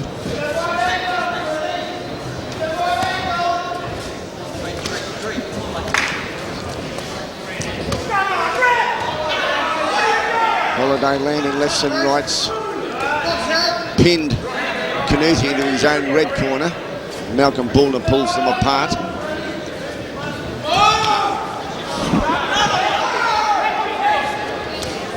Yeah, the more power shots there. Actually, the right hand coming from Kinuthia. He looks a little bit under the weather here. Relentless is Phillip Holiday. It's a solid right and a left.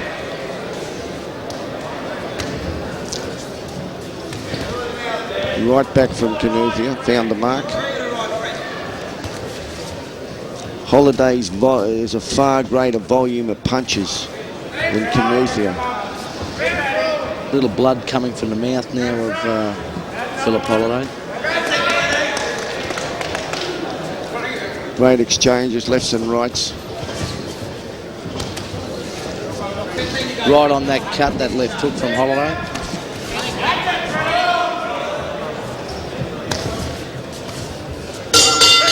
There's the bell for round 7. That was 10-9 to Holiday. I've got it 69 to 67 in favour of Holiday after 7 completed rounds.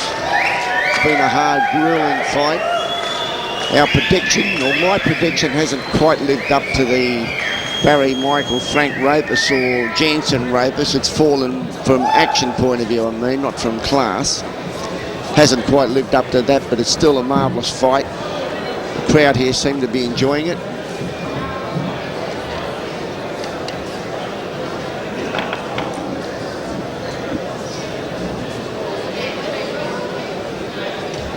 Sir Richard, how have you scored it?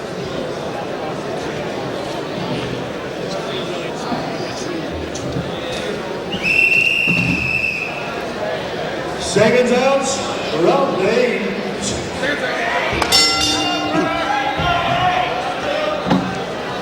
Round 8, and there's an overhand right immediately from Holiday.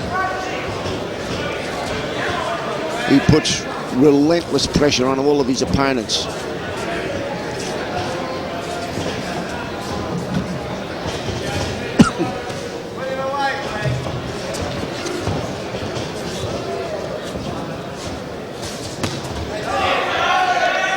Kinuthia scored with the good right then. Holiday comes back.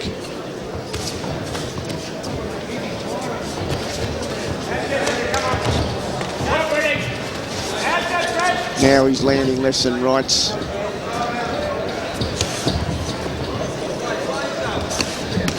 Left and right from Holiday. He's starting to take control of this fight now.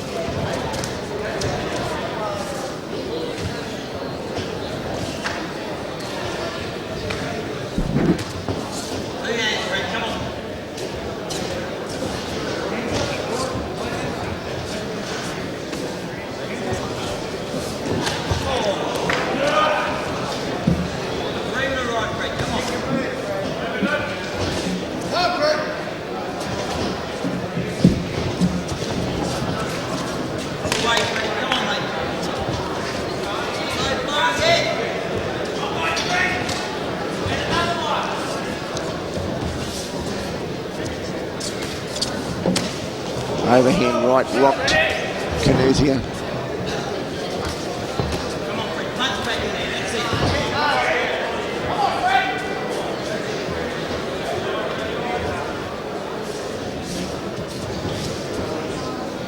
Just doesn't know how to keep Phillip Holiday off Fred Kinuthia here. He's just relentless. He's like a bulldog. He's just always on top of you. Like you say, he does remind you of a little bit of Frank Ropus. Stream of blood coming from a nick under the left eye of Phillip Holiday there.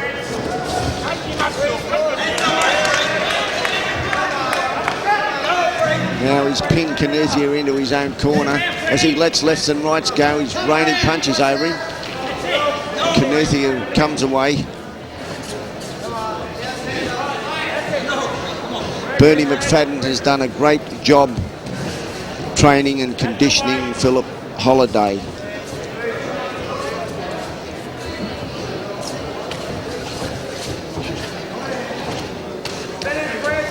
Rights to the body by Holiday. Kinuthia's on the ropes now, taking a barrage and looks in a bit of trouble, but fights back.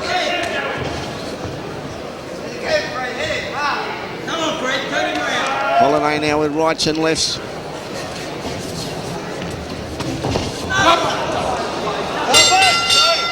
Round 8. I scored that 10-9 to Holiday. What was it? What happened?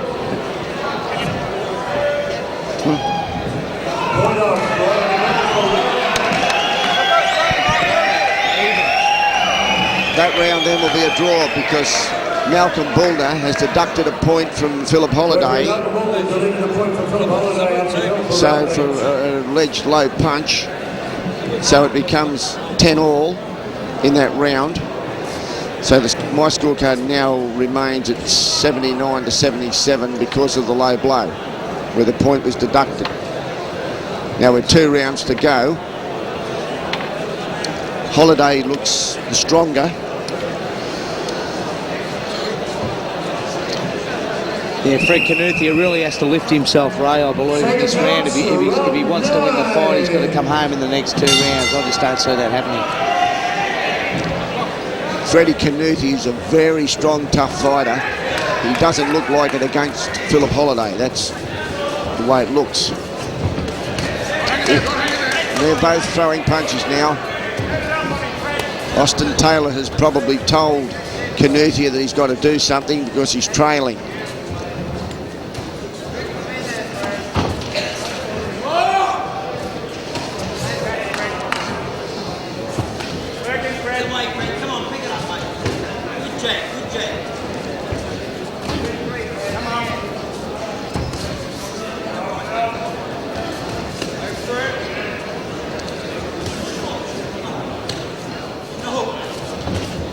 Rights to the body there from Kinuthia.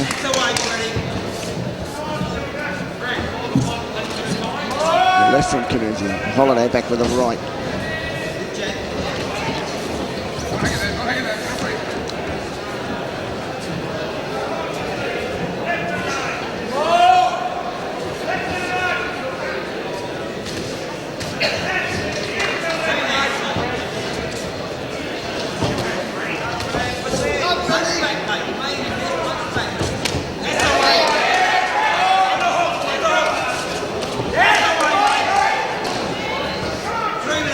Nice punches by Kinuthia there, right hand or left hook.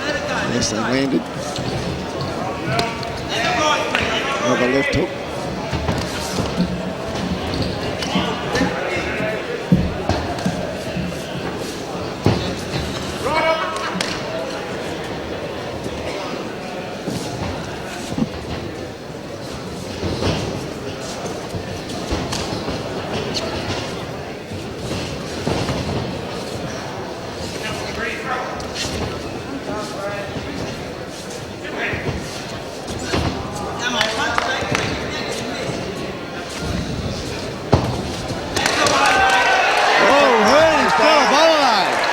Knockdown. I think he was off balance and pushed. He's off balance, but he took a couple of stiff shots at the same time. Yes, right? he did. And right another by one. Kinuthia. That's the right hand that knocked out Stevie Marks.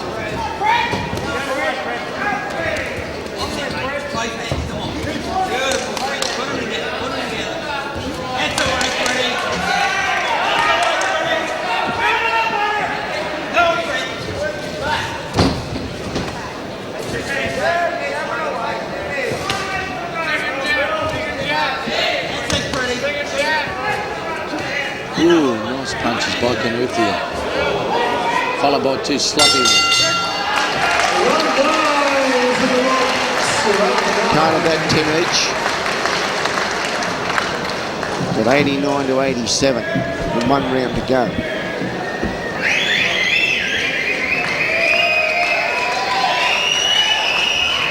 Just a reminder that Southport RSL on the 6th of December for Jamie Myers' card, Australian title fight on. And Thursday night, the 5th of December in Brisbane, the Greek Club. Alex Quinton and Ken Haywood. This will go right down to the wire to the judges.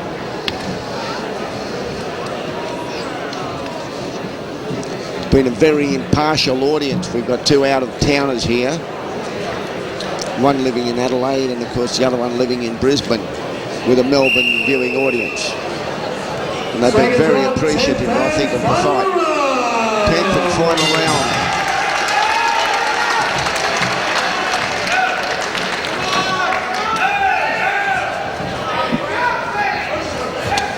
Right from Holiday.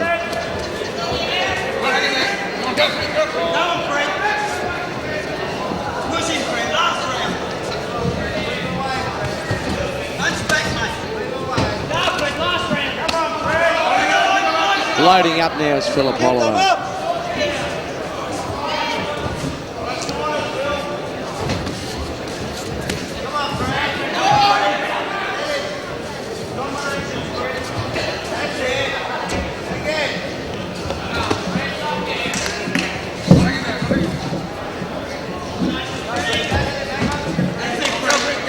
One thing for sure, it's been a very good, hard fight.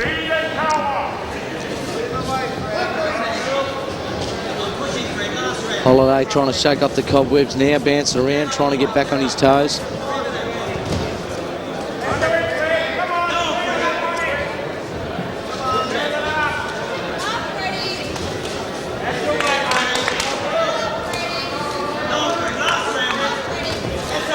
Left from Kinuthia there landed.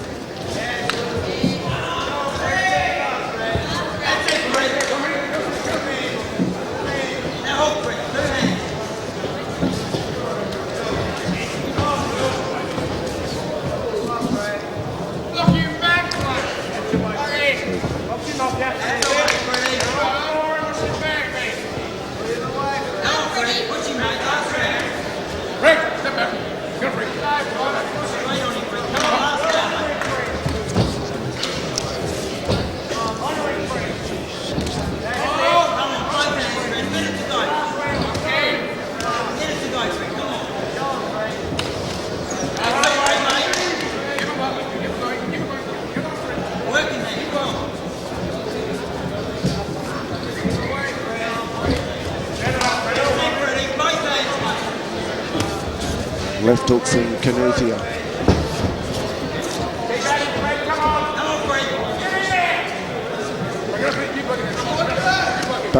Both of these fighters are superbly fit. They look like they wouldn't blow out a candle after this hard-fought contest.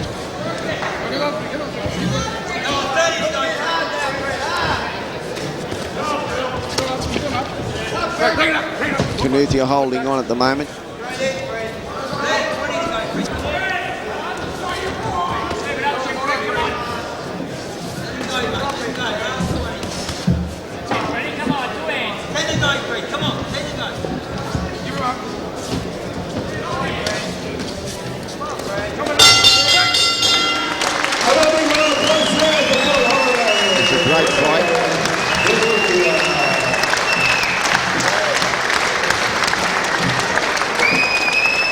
Very interesting to see how the judges score it. We've got Adrian Campbell. Is that correct, Brian? Yeah. Who are the judges? We've got Andrew Campbell, Joe Martin and Nika Williams. Okay, we'll stand by and see how that is. This is the official scorecard. It was a very good fight. I think Brian and Shocker will endorse that. Yeah, great fight, Ray. Yeah, good fight. I think he was just a little bit out of sorts.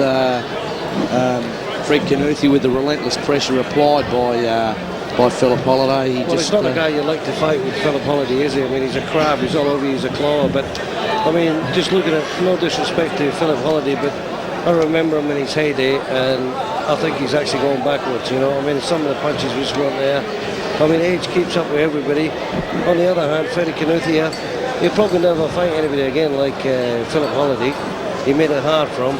He'll gain from the experience and he'll be able to land his shots with better. But I mean, I think Holiday's probably carried out the fight tonight because Freddie was overawed.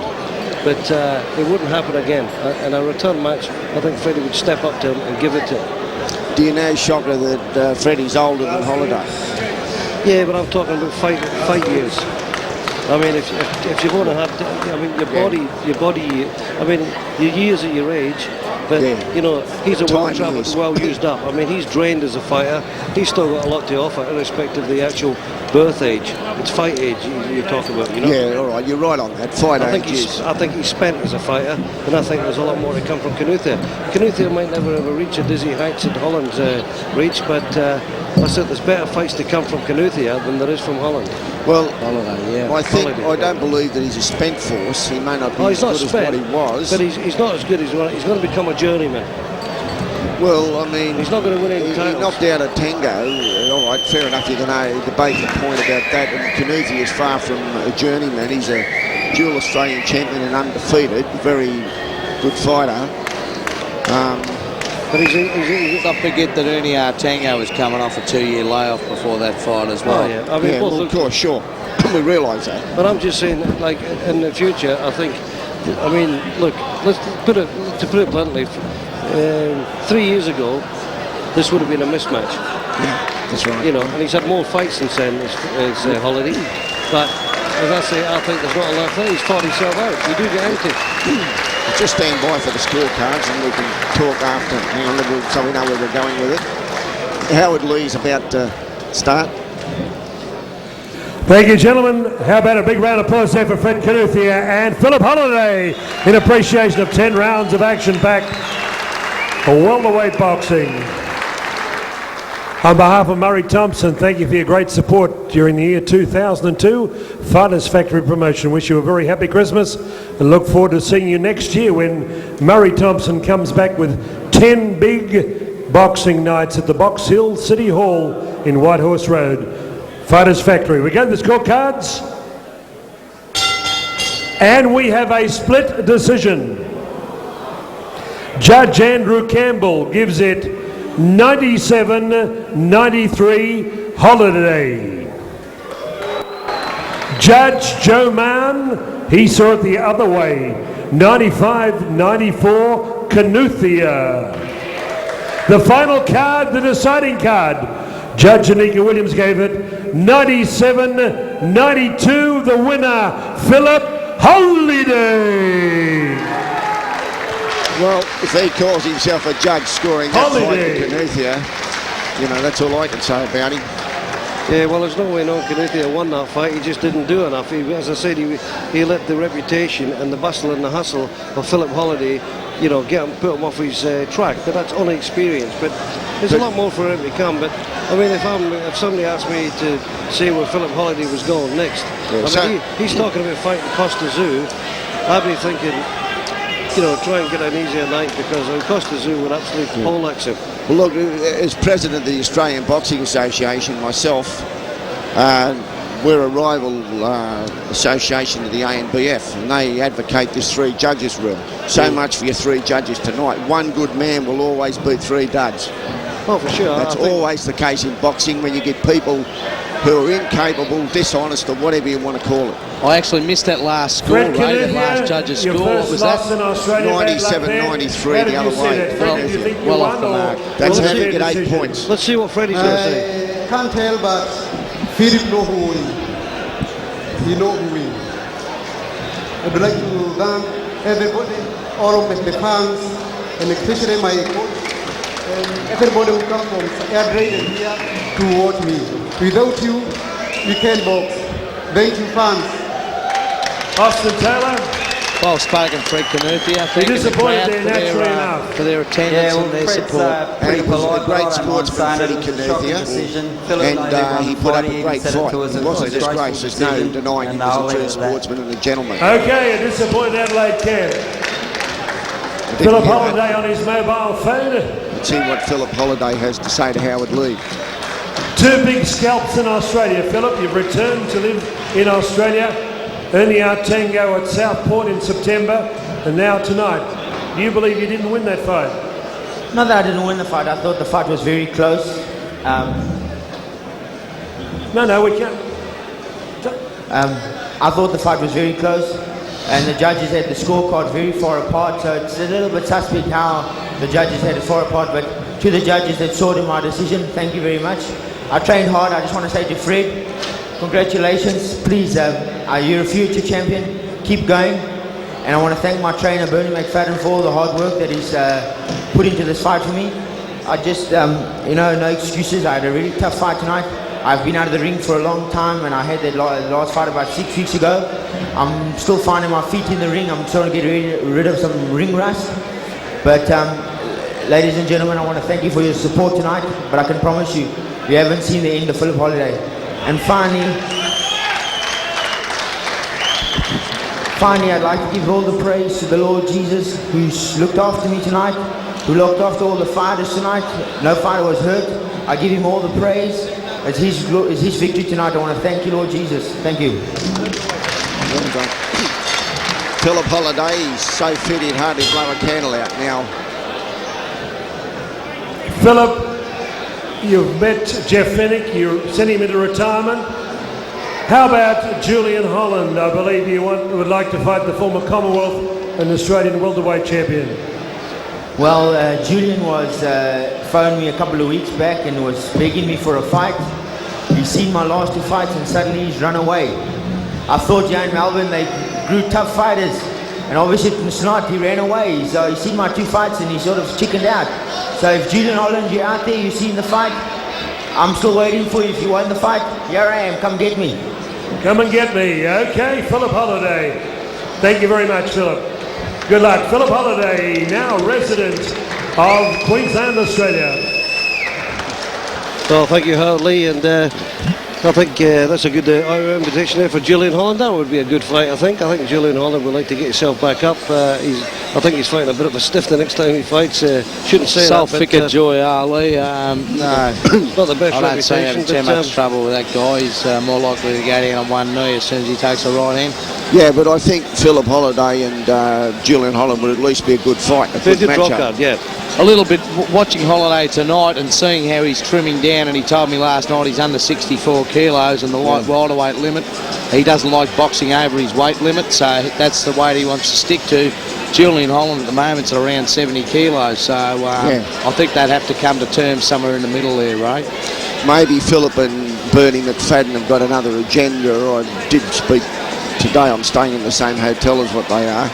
We talked about it, and we'll need a few more fights to build up. As Shocker has mentioned, he's not quite the fighter he was. That's fair enough. But that's still a. I mean, you can't hide anything about it. I mean, look, let's face it.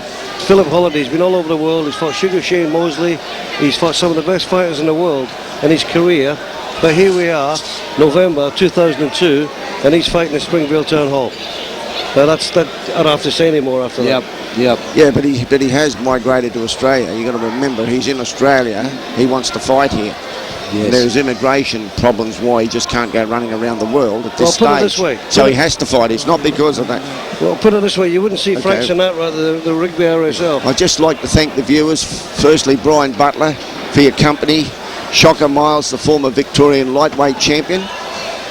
And we'd like to say good night to you from the Springvale Town Hall here in Melbourne, and we hope you enjoyed our program. Good night. I'd just like to say, great job by Murray Thompson and the Fighters Factory. Once again, another thorough professional. Certainly. Production. I think we all unanimously agreed on that. Never let you down.